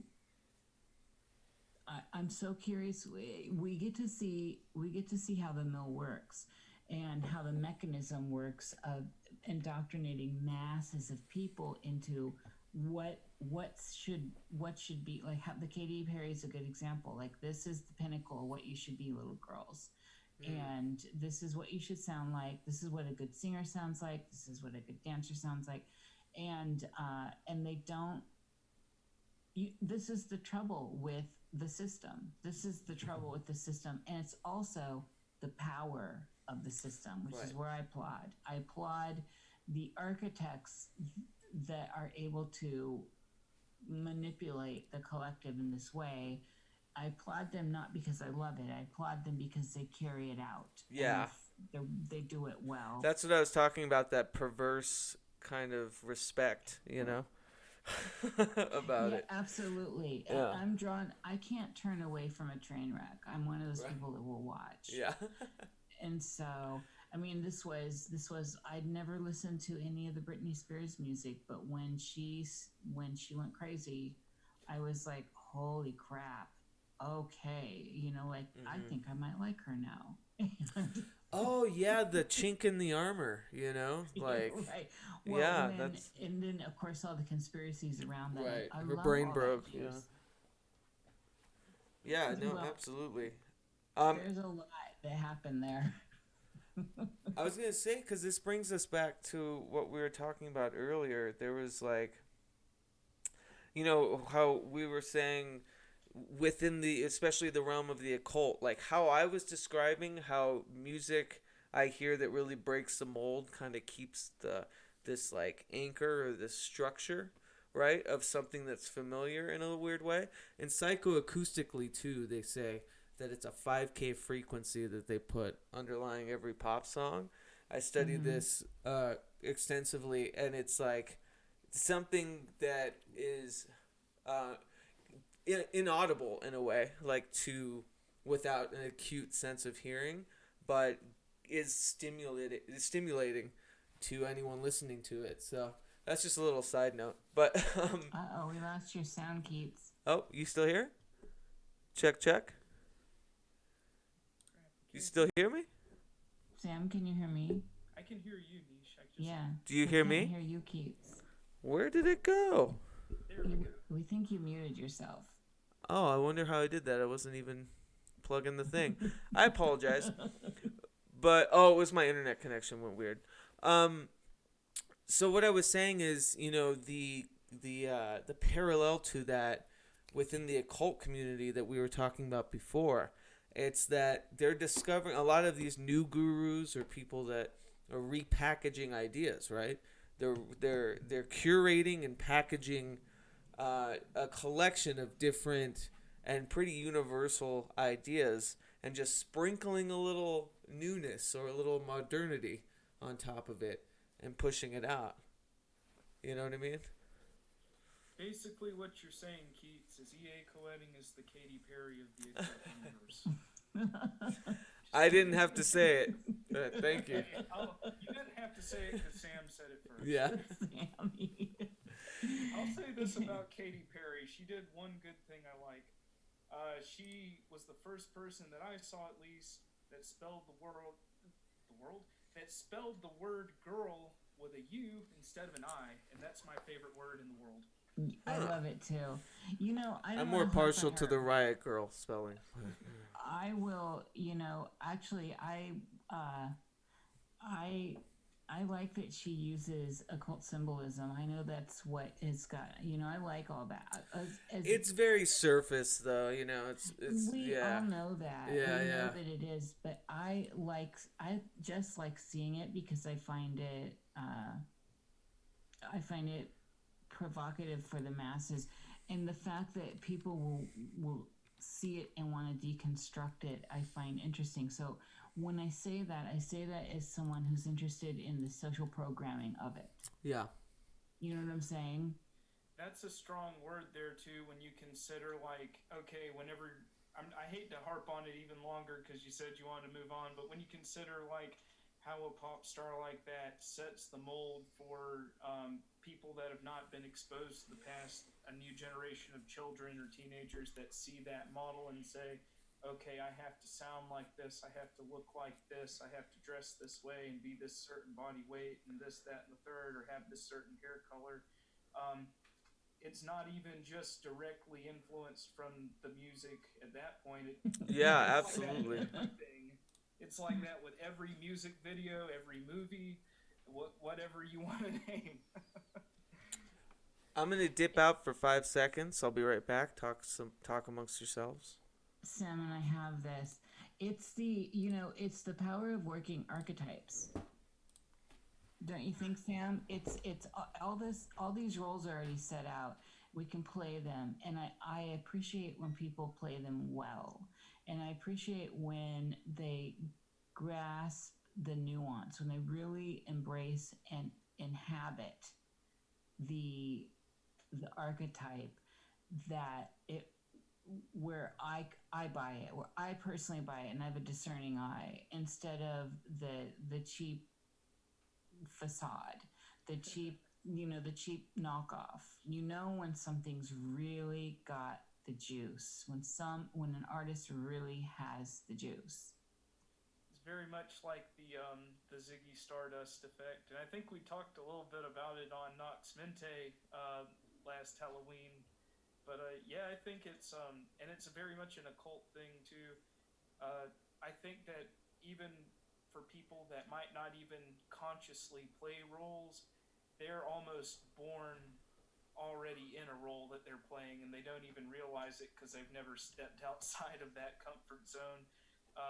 Those are really, I hate to use the word victim, but the ones who fall prey the most or fall under the influence the strongest of those stronger archetypes, like your pop stars or TV. I think the ones that I admire the most are the ones that I can resonate or relate to on some kind of level, something that touches me. And yeah, it is impressive to see somebody do that, because I think that when you're conscious of it as a artist, it really does. It doesn't feel insincere. It's really pretty admirable. Oh yeah, absolutely.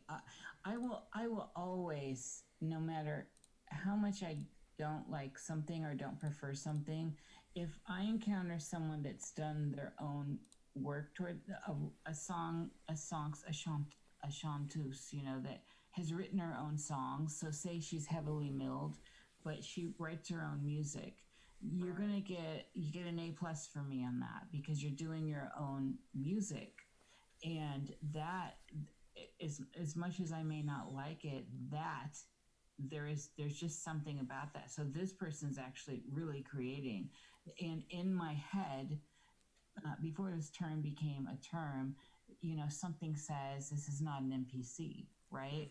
The heavily milled stuff we see and encounter is just so NPC oriented, where they're not doing anything. They're basically just a sleeve, and everyone's doing it for them, and it's a puppet. It's funny how much, even just aesthetically terrible, how much respect I exude to somebody that is, doing it authentically for them or creating it for them. It's insane to me, especially in the pop industry, how many ghostwriters there are on songs. If you look at like BMI or ASCAP and you search for a song in the top 20 now, there's like 12, and a lot of them are Swedish that are writing, the pop songs now. And it's just insane to me how collectively, like, it used to be, you'd have a jingle writer, you had like someone like Lee Hazelwood, or you had just writers that would write for other people, and that was still cool because it was still kind of their imprint. But now it's like 12 freaking people writing on a song, and it doesn't sound authentic in the least bit. It's all by committee, right? Yeah, well, and we're going to move into the fact where it's all just going to be AI anyway, and that's already out there. I mean, the fact that Dio tours, right? And dude, I want to see Dio on tour. I love Dio. So wait, there's a hologram of Dio now? Yeah. Dio's been touring. Wait, I don't understand. Oh, is it someone just singing his song? Like, it's just a glorified cover band? It's full-on holographic imagery of Dio rocking it out on stage. It's kind of awesome. That sounds insane. I would love to see that. Yeah. It's very cyberpunk in a way, and I want to see it. I do. But we're moving into that, and there are other examples, but I just love me some Dio. And talk about haunting on. Jesus. Oh, I know for real. I was checking out on some country girl the other day. This is the thing. Well, all of us have a super wide range palette, and that's another thing I find with a lot of artists. We tend to, try and tie us down. We don't have a shtick. We're open to different things. We've got different stuff. We're kind of always moving in different directions, and but when you do, like within the mill, they like to, whatever hits and becomes popular, they want to mill the hell out of that. And so which means what? Milking it till it's dry, and then you ruin the artist. Right. Do you think that Elvis was like possibly the prototype of that in a way? Because he never wrote any of his own songs, but he could sing great, he looked good, and they put him in a bunch of movies. So the adage is that he's the like the prototype of the Justin Timberlakes, or you know what I mean? Pretty much. Yeah. He's the first one that got the on Monkees the too. show and wiggled his little hips and stuff. And Yeah. girls go yee. So I mean, The Monkees were the shit. Malcolm McLaren put together the Sex Pistols. You know what I mean? Yeah, Like, Yeah, absolutely. Finding that out when I was a kid was like, or when I was pretty much grown, was like learning Santa Claus wasn't real. yeah. I mean, but John Lydon's got authenticity up the wazoo. Like, yeah, absolutely. Yeah. I love him. But the Monkees were actually put out as a spoof band to the Beatles, and so it was. I mean, that was the thing, and then they became popular, and they became like that. They became a thing, and people still sing their songs today, and so it's like and then of course it's that old cliche, and like all cliches, they're born of truth. Art imitates life, imitates art, imitates life. It's like that weird Warhol idea. Oh, the 15. So C.W. Chanter said something. Not the 15 minutes that you can take a can of Campbell's soup that was already designed, and turn that into high art, Right. right? And then The great you know, con. this Yeah. our imitation of life. Yeah. You know, it's just like this idea that keeps rehashing itself, and it gets back to that whole cut up idea. The cut up idea is always there Yeah. somewhere. It is almost like the visceral, almost ritual of what we as artists go through. It's you're actually like playing with it in the somatic realm. You're cutting things up and putting things together. You know. You know what's funny is that Crispin Glover, God love Yes. him, he he wrote, like, I think, you know, of course I was always in the Burroughs thing, the Third Mind, and all of that, and the Geisen cut up stuff. But him, I actually saw. It's a book he wrote or repurposed, I should say. It's called Rat Catching, and he found an old like rat catching manual, and just systematically blocked out words with these really frilly ink, and would repurpose it into a completely different narrative. And to me, that was the like first time where I really saw the power of, you know, what the cut up can do, aside from just kind of being a, you know, transcendental word salad type thing. Right, You know? or a ransom note. Right. There's a guy named, Austin- That's true. Yeah. There's a guy named Austin Kleon that does the exact same thing that you described, Mhm. Keats. It's he has a book called Blackout Poetry. It's just a bunch of newspaper articles that he used that blackout technique with Yep. to rearrange to make stories and poems. But even in the foreword of the book, he talks about Burroughs and Geisen, and said that that was almost a technique they used after the cut up technique to kind of edit things and make them flow a little bit better. Yeah. Well, and sometimes a cut up can be very jagged in its structure as it is, because it will all be dependent on outcome and Right. variability. But in this way, you're delivered a like almost soothing narrative in a way, because you're getting it from like literally one font or one, you know, kind of page type. It's weird how much texture goes into the cut up stuff, you know. Oh yeah, yeah. There's the cut ups become. Well, I mean, everyone talks about cut up culture anyway, but I mean, they become more real than what they were sourced from in a way, and aggregores of Mhm. an you know amalgamation of all that. I was thinking about some of the critiques I've had with some of the stuff I've done recently in the last like 3 years, and the Venus video I did that was with my to the story I'm actually telling. Like people didn't want to see that. They wanted to see it all glossed up and everything. Like Yeah. this was part. This is part of the story, and I think it's absolutely integral.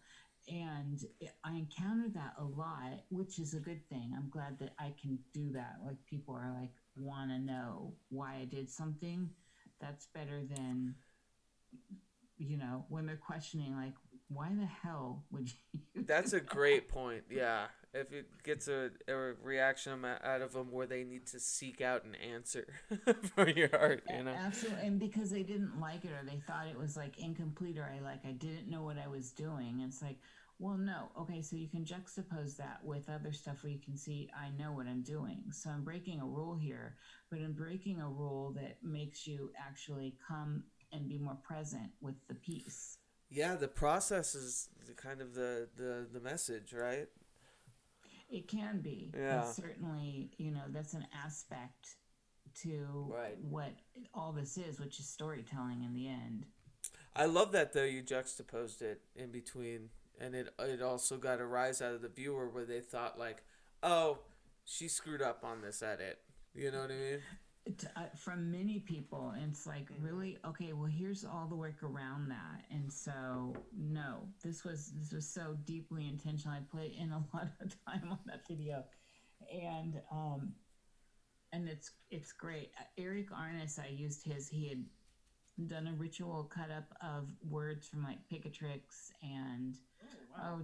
oh geez, I can't even think, like a bunch of different sources. And so he sent over, and I always credit everyone I work with, no matter what they do. And so I used his bit, and which was a cut up of old grimoire stuff of different sources that he made that I just found bloody brilliant. And I already had that going, and then the idea of Venus there, and there was the Venus movement happening, and using her as showing like how the Catholic Church addresses their icons, where they go to the ones that they change out their dressing, that and the clothing and all that, how you attend to it. And that was that specific shot where people thought, why are you in there? Because I'm attending to her sitting there on this sofa in my in my parlor. And it was like, it just amazes me. And then at the end, though, you see that I'm the spirit Venus, and it's a reveal. But some people didn't get that, and I think you need to be more occulted to get that whole video period. But Right. Well, good art would continuously unpack things for anybody of any caliber, right? I love that video. I Yeah. still love that video.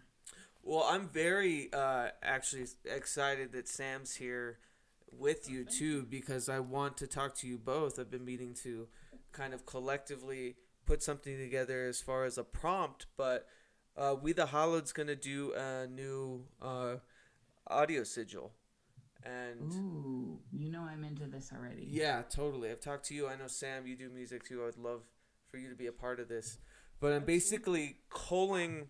So the idea is, I don't know if you guys are privy to, but we put out one about a year or so ago. It was 23 minutes and 23 seconds, funny enough. Oh, And is this? I'm sorry, I'll let you go on. oh yeah, no problem. It was we basically made, or one of the members of We the Hallowed made a collage of kind of my music, other members' musics, and tethered it all together into a compilation. And that was like the prototype for what I've always wanted to do with it, which is, I've got a mastering background in music, and I've worked deeply with recording and everything, and so I'm really excited to actually cull together people's different arts and find.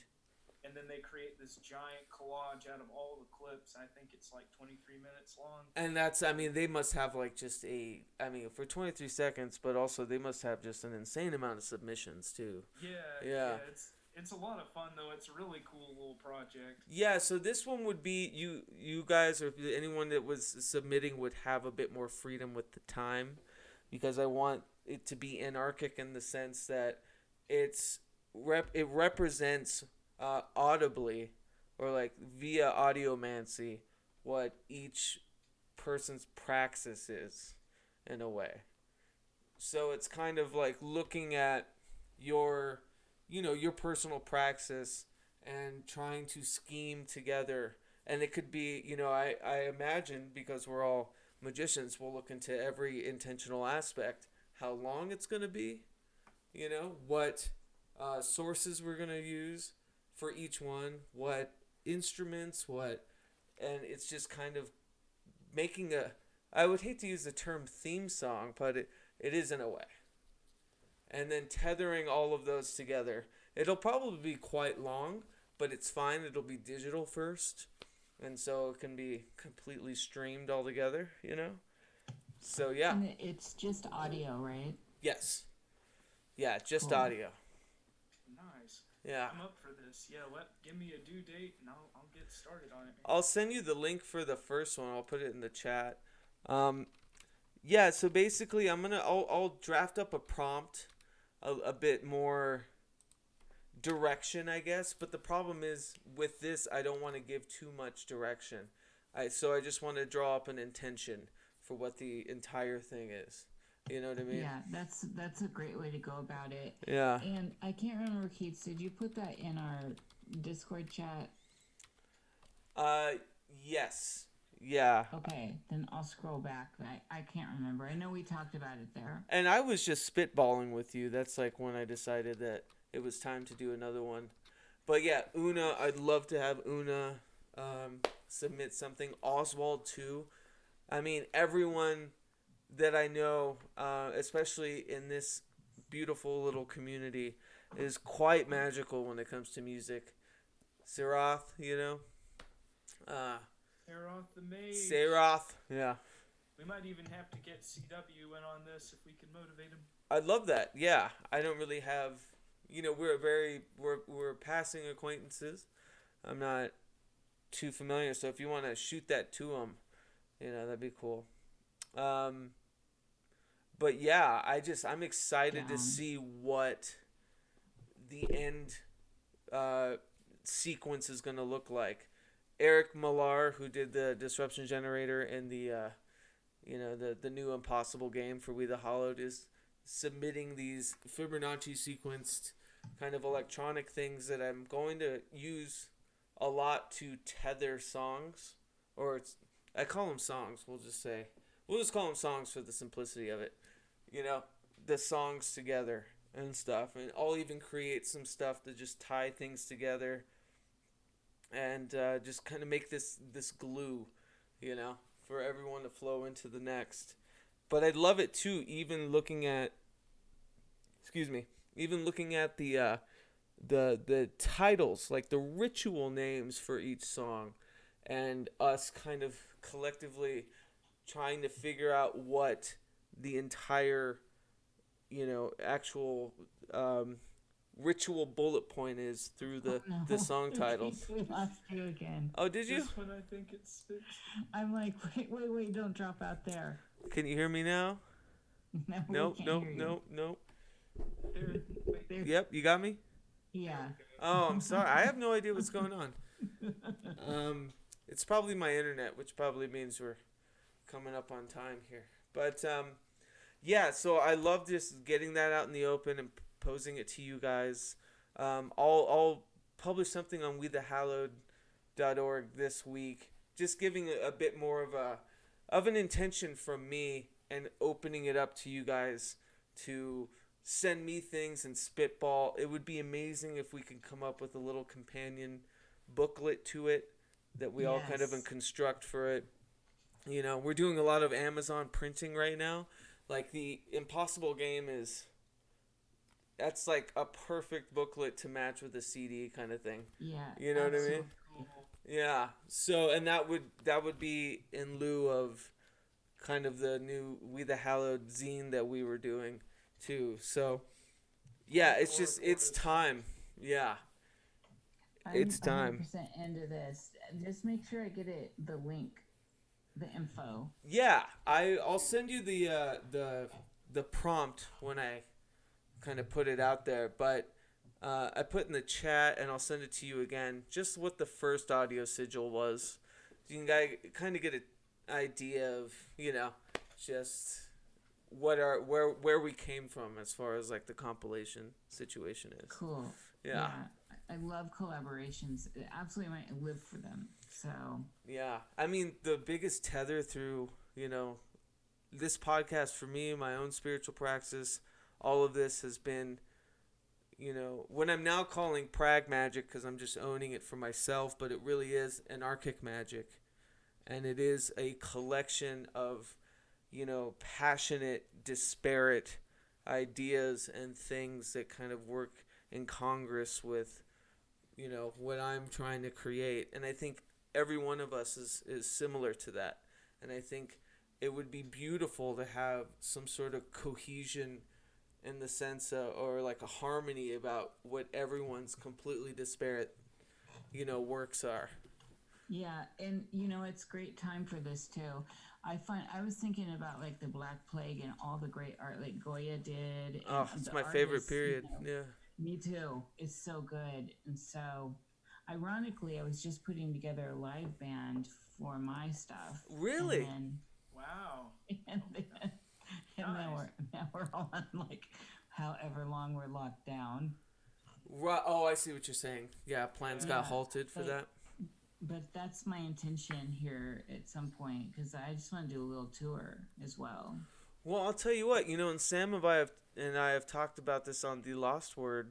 We've talked with all those guys about it too. We all kind of spitballed about trying to figure out some sort of virtual jam session or some virtual, you know. I'm down. Yeah. Yes. I think it's in my mind it's super simple. It's just instead of voices, we're playing instruments in a Zoom meeting. So, Yeah. you know. Right. It's just Yeah. about sound quality at some point. Yeah, it would be hard. I'd have to direct out. I could get like a virtual mixer to hopefully get. It'd be a separate thing trying to figure out how to mix everything. But why not? Let's just. We can tell somebody to turn down and somebody to turn up, and kind of Yeah, conduct I'm all it. for experimenting like that, Yeah. definitely. I always imagine it like I know I've done some stuff like that on CW's channel in the past, but I always thought it would be cool to get just one drum beat that goes on and on and on and on, and just so you have something to kind of tie it together in the center. Oh, yeah. And like everybody has a different instrument, whether it's a guitar or a keyboard or whatever, and that could evolve so many different ways. Like, it's been so long since I've even got the chance to play with anybody in person in years, really. So This is I am really looking forward to that. Yeah, this is hilarious because literally yesterday, and I was talking to Niish about this earlier about kind of using my own past tracks to kind of do a cut up for new material. But I was going through. I have hundreds of different, completely original rhythms I made from original samples. I was like, God, where do I even begin with this? And now it's like, oh, why don't we, just kind of jam to that or whatever, Pull them out. Yeah. That could almost be a whole new album for you, man. You just gotta put the pieces together. Yeah, I'm a little bit more like, that's kind of where I'm at in that stage where I've got songs written, but I'm just kind of revisiting things to see what I forgot about. I go through these flurries where I just blah, blah, blah, And this is what, as we were talking about earlier, I think you should really get down with a cut-up album or something. Yeah, I love that idea. I was already thinking about what a lot of the things I was writing had to do more with cut-up movements, Yeah. And now I'm thinking about it just kind of as ingredients, like, yeah, absolutely. Coming up with something new from an album that no one's listened to anyway. So why not? Do you just on? I know we're getting close and we're closing soon, but when I'm working on stuff, I'm always thinking full things. Yep. So video is part of it. Yep. And which is why I often just call my pieces time arts. Mm-hmm. And do you both? Is this a thought for you too? Because it's always like, I just don't even release music without video. It's all part, it's all the main show. Although people can download them separately or whatever they want, but... Like, I want to get more into that niche. I think that it's always been a dream or an idea I've had in my head since I started playing music, but I've only just now really hit the phase where I'm half-assed learning how to edit videos and, play around with camera angles and different lenses and all that, tripods, all that kind of stuff. So it is something, that I want to do. And I've been struggling with my green screen lately. Yeah, you got a green screen wall. Well, I used it all the time on, like, a lot of my videos where I dress up like Poppy and stuff. But, like, for my occult videos, the reason I haven't used it is because it's not working correctly, and I don't know what the hell happened. Is you doing the chroma key stuff? And what program do you use? We don't have to get too deep into it. iMovie. Okay. Yeah. Word. Well, yeah, if you have questions about... You could do it on Zoom, too, though. Yeah, you can. Funny, I'll show you. It's real patchy, though. It's, if you don't have a green screen, you could do one, too. But it looks like you're a ghost moving through stuff. Actually, I'm kind of down with that. Yeah. I'm down. It has a public access vibe. Yeah, it's just Holy like... crap, I like it. Yeah, I do, too. I thought it was a bit more... Like I do, I have an interview coming out with Douglas from What Magic Is This, and I use it as a background. And it was kind of editing or just clipping out the beginning and the end for the video, and I was just like, God, is this not distracting though? I love You it. know? Like if I go live, I'm gonna use some funkiness like that. Yeah. Yeah. I was like, I thought it might be too distracting for you guys, but yeah, I mean, I dig it. Yeah. It's very Max Headroom to me. Like, Yeah. It's... Yeah. Keats. Yeah. Kick. Yeah. Prag. But in response to your question, Nish, I have books, videos laid out for every album, kind of thing. You know what I mean? I think cross medium for all of it. The problem is that, like, for this last album, I got one video out because it was animated. That was like the idea for it, and it took so long for me and my friend to do it. And my friend really handled most of it because he's an animator. But it was like these ideas I get worried about that I'm just going to kind of waste time kind of creating, obsessing over the film part. But the end game has always been to mirror an album with videos, you know, and a book or a short book. So yeah, that's what the album I'm working on right now is it's full immersion, and so like all the transitions and everything have transition video, and then so everything I'm doing is actually going to be given away free. And here's how I'm doing this, and you know me, I'm provocative, so it's going to be, there's a sexual aspect to it, there's a occult aspect, there's all this stuff that goes on that I present. And then so within the album itself, there's the audio tracks, there's the video and the audio, and then there is the book. So that's how I'm doing it, and I want to have my live band and tour it. I love it. Yeah. Yeah, that's awesome. No, that's the best. Yeah, so I've been working on for over a decade now. So Dakota Slim has been a character I've had since high school that I created, and I've just like kept putting out albums and albums. But for over a decade now, I've been working on what was a graphic novel that I was working with somebody on for a very long time, and then realized, no, it just kind of needs to be narrative fiction. And so now it's about just getting that out. But that has always been planned to be the last Dakota Slim record, if that makes sense. Interesting. Yeah. So there wouldn't That's be good, any though, more but after that. I've got to tell you, I've always loved the name, though. It's so old school blues. It's so great. Well, you know where it comes from? I think I did at one point, but I forgot. It's a Beach Blanket Bingo, a Frankie and Annette movie. Yeah, I did know that. So I got obsessed about being productive when I was younger and like couldn't watch movies without taking notes. And one of the notes, I watched a Frankie and Annette movie, which I've grown to love. And this is a really funny story. So the character in it, he was a bad guy that kidnaps them and wants to grind them into sausages.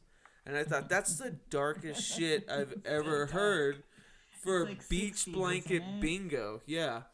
And his name was South Dakota Slim. And so I like wrote a song about it and then kind of just used it. But that actor would go on to be one of my favorite artists of all time, funny enough. Like, oh, interesting. parallel wise, his name was Timothy Carey, and he was a character actor. He was in East of Eden, and he wrote a movie and starred in a movie called World's Greatest Sinner, and it was Frank Zappa did the score before he was like Frank Zappa, and it's the coolest movie. It's about like a door-to-door salesman that becomes a like Satanist rock and roller.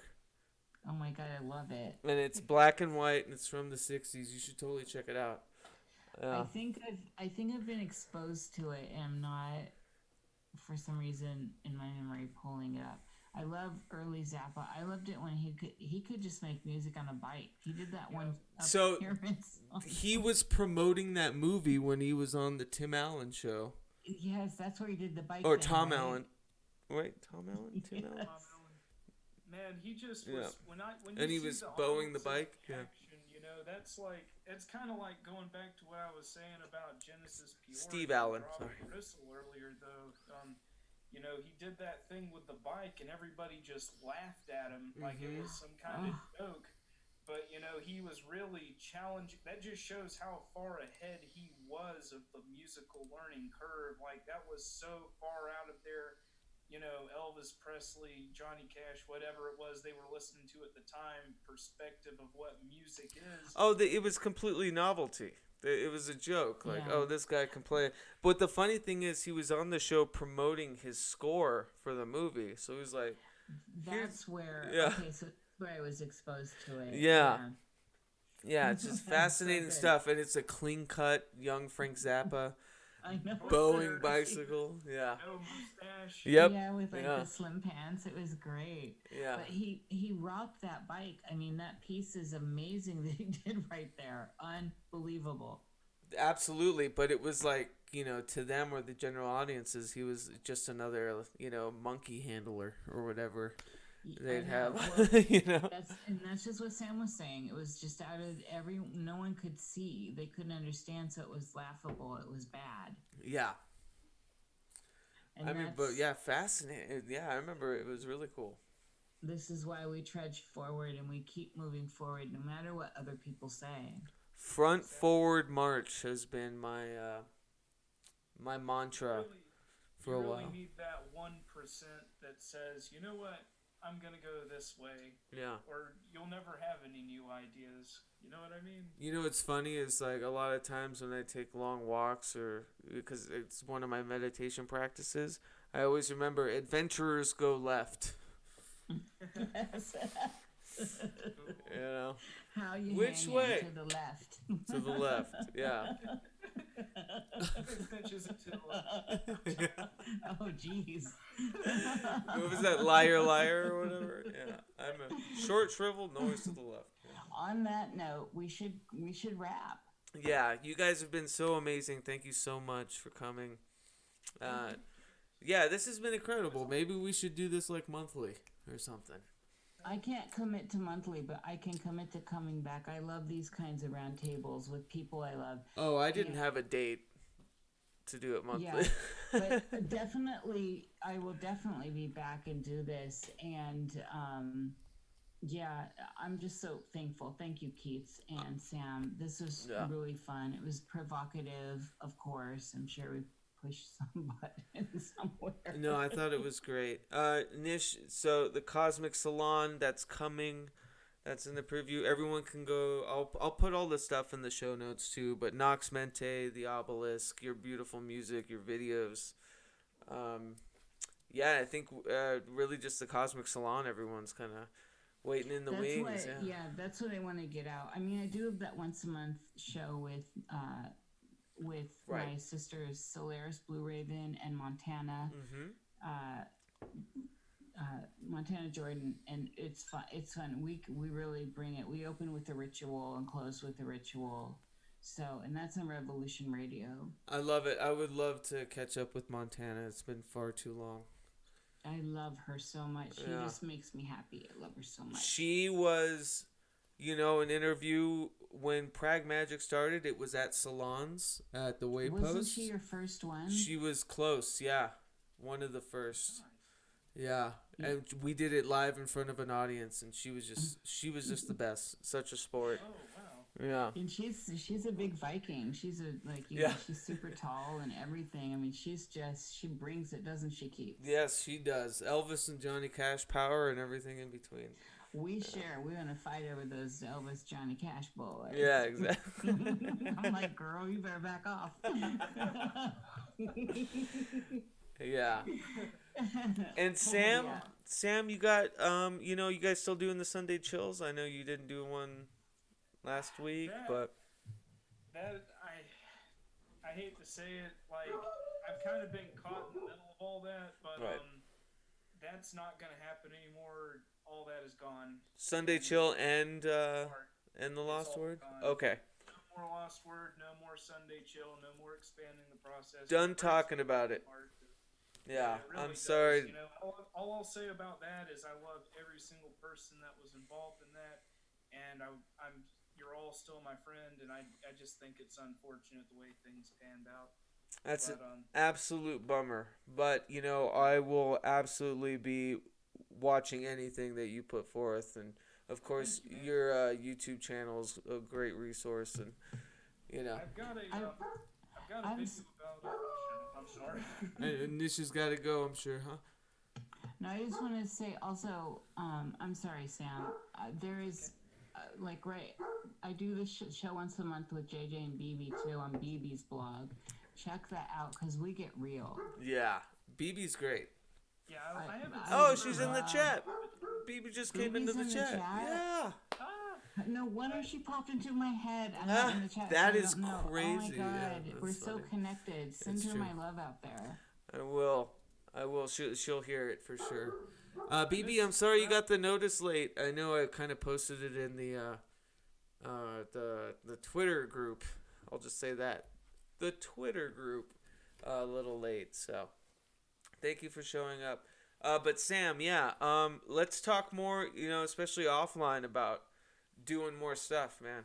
oh, for sure, man. Yeah. You know, this is just to let you know. I mean, just because the lost word is gone doesn't mean me and you can't collaborate, or me and you and Niish, or you and Saroth, or whoever. You know, Absolutely. We're all content creators. We all have our own channels. Yeah. You know, and we're all still good, close friends. So I mean, that's as good a reason to work together as any, right? Absolutely. When you said that was all done, I was like, cool, moving on. Let's do something else. Right. Yeah. Exactly, because that's I think it was Charles Bukowski that said, "You're only as good as the last line you wrote." Right. Don't try. Yeah. After Yes. that, you're dead. Yeah, don't Ashes try. to ashes, Yeah. dust to dust. We all know Major Tom's a junkie. Well, I love you guys sincerely, and I really appreciate you hanging out for so long. And yeah, it's the beginning of beautiful things. We're gonna really just kill the productivity and make some beautiful stuff, no matter what, if the world's on fire. So I That's appreciate right. you guys. The rock light is still on. Yes, it is. On air. Yeah. Goodbye, guys. All right. Love you guys. Haunt I love on. you both. Peace.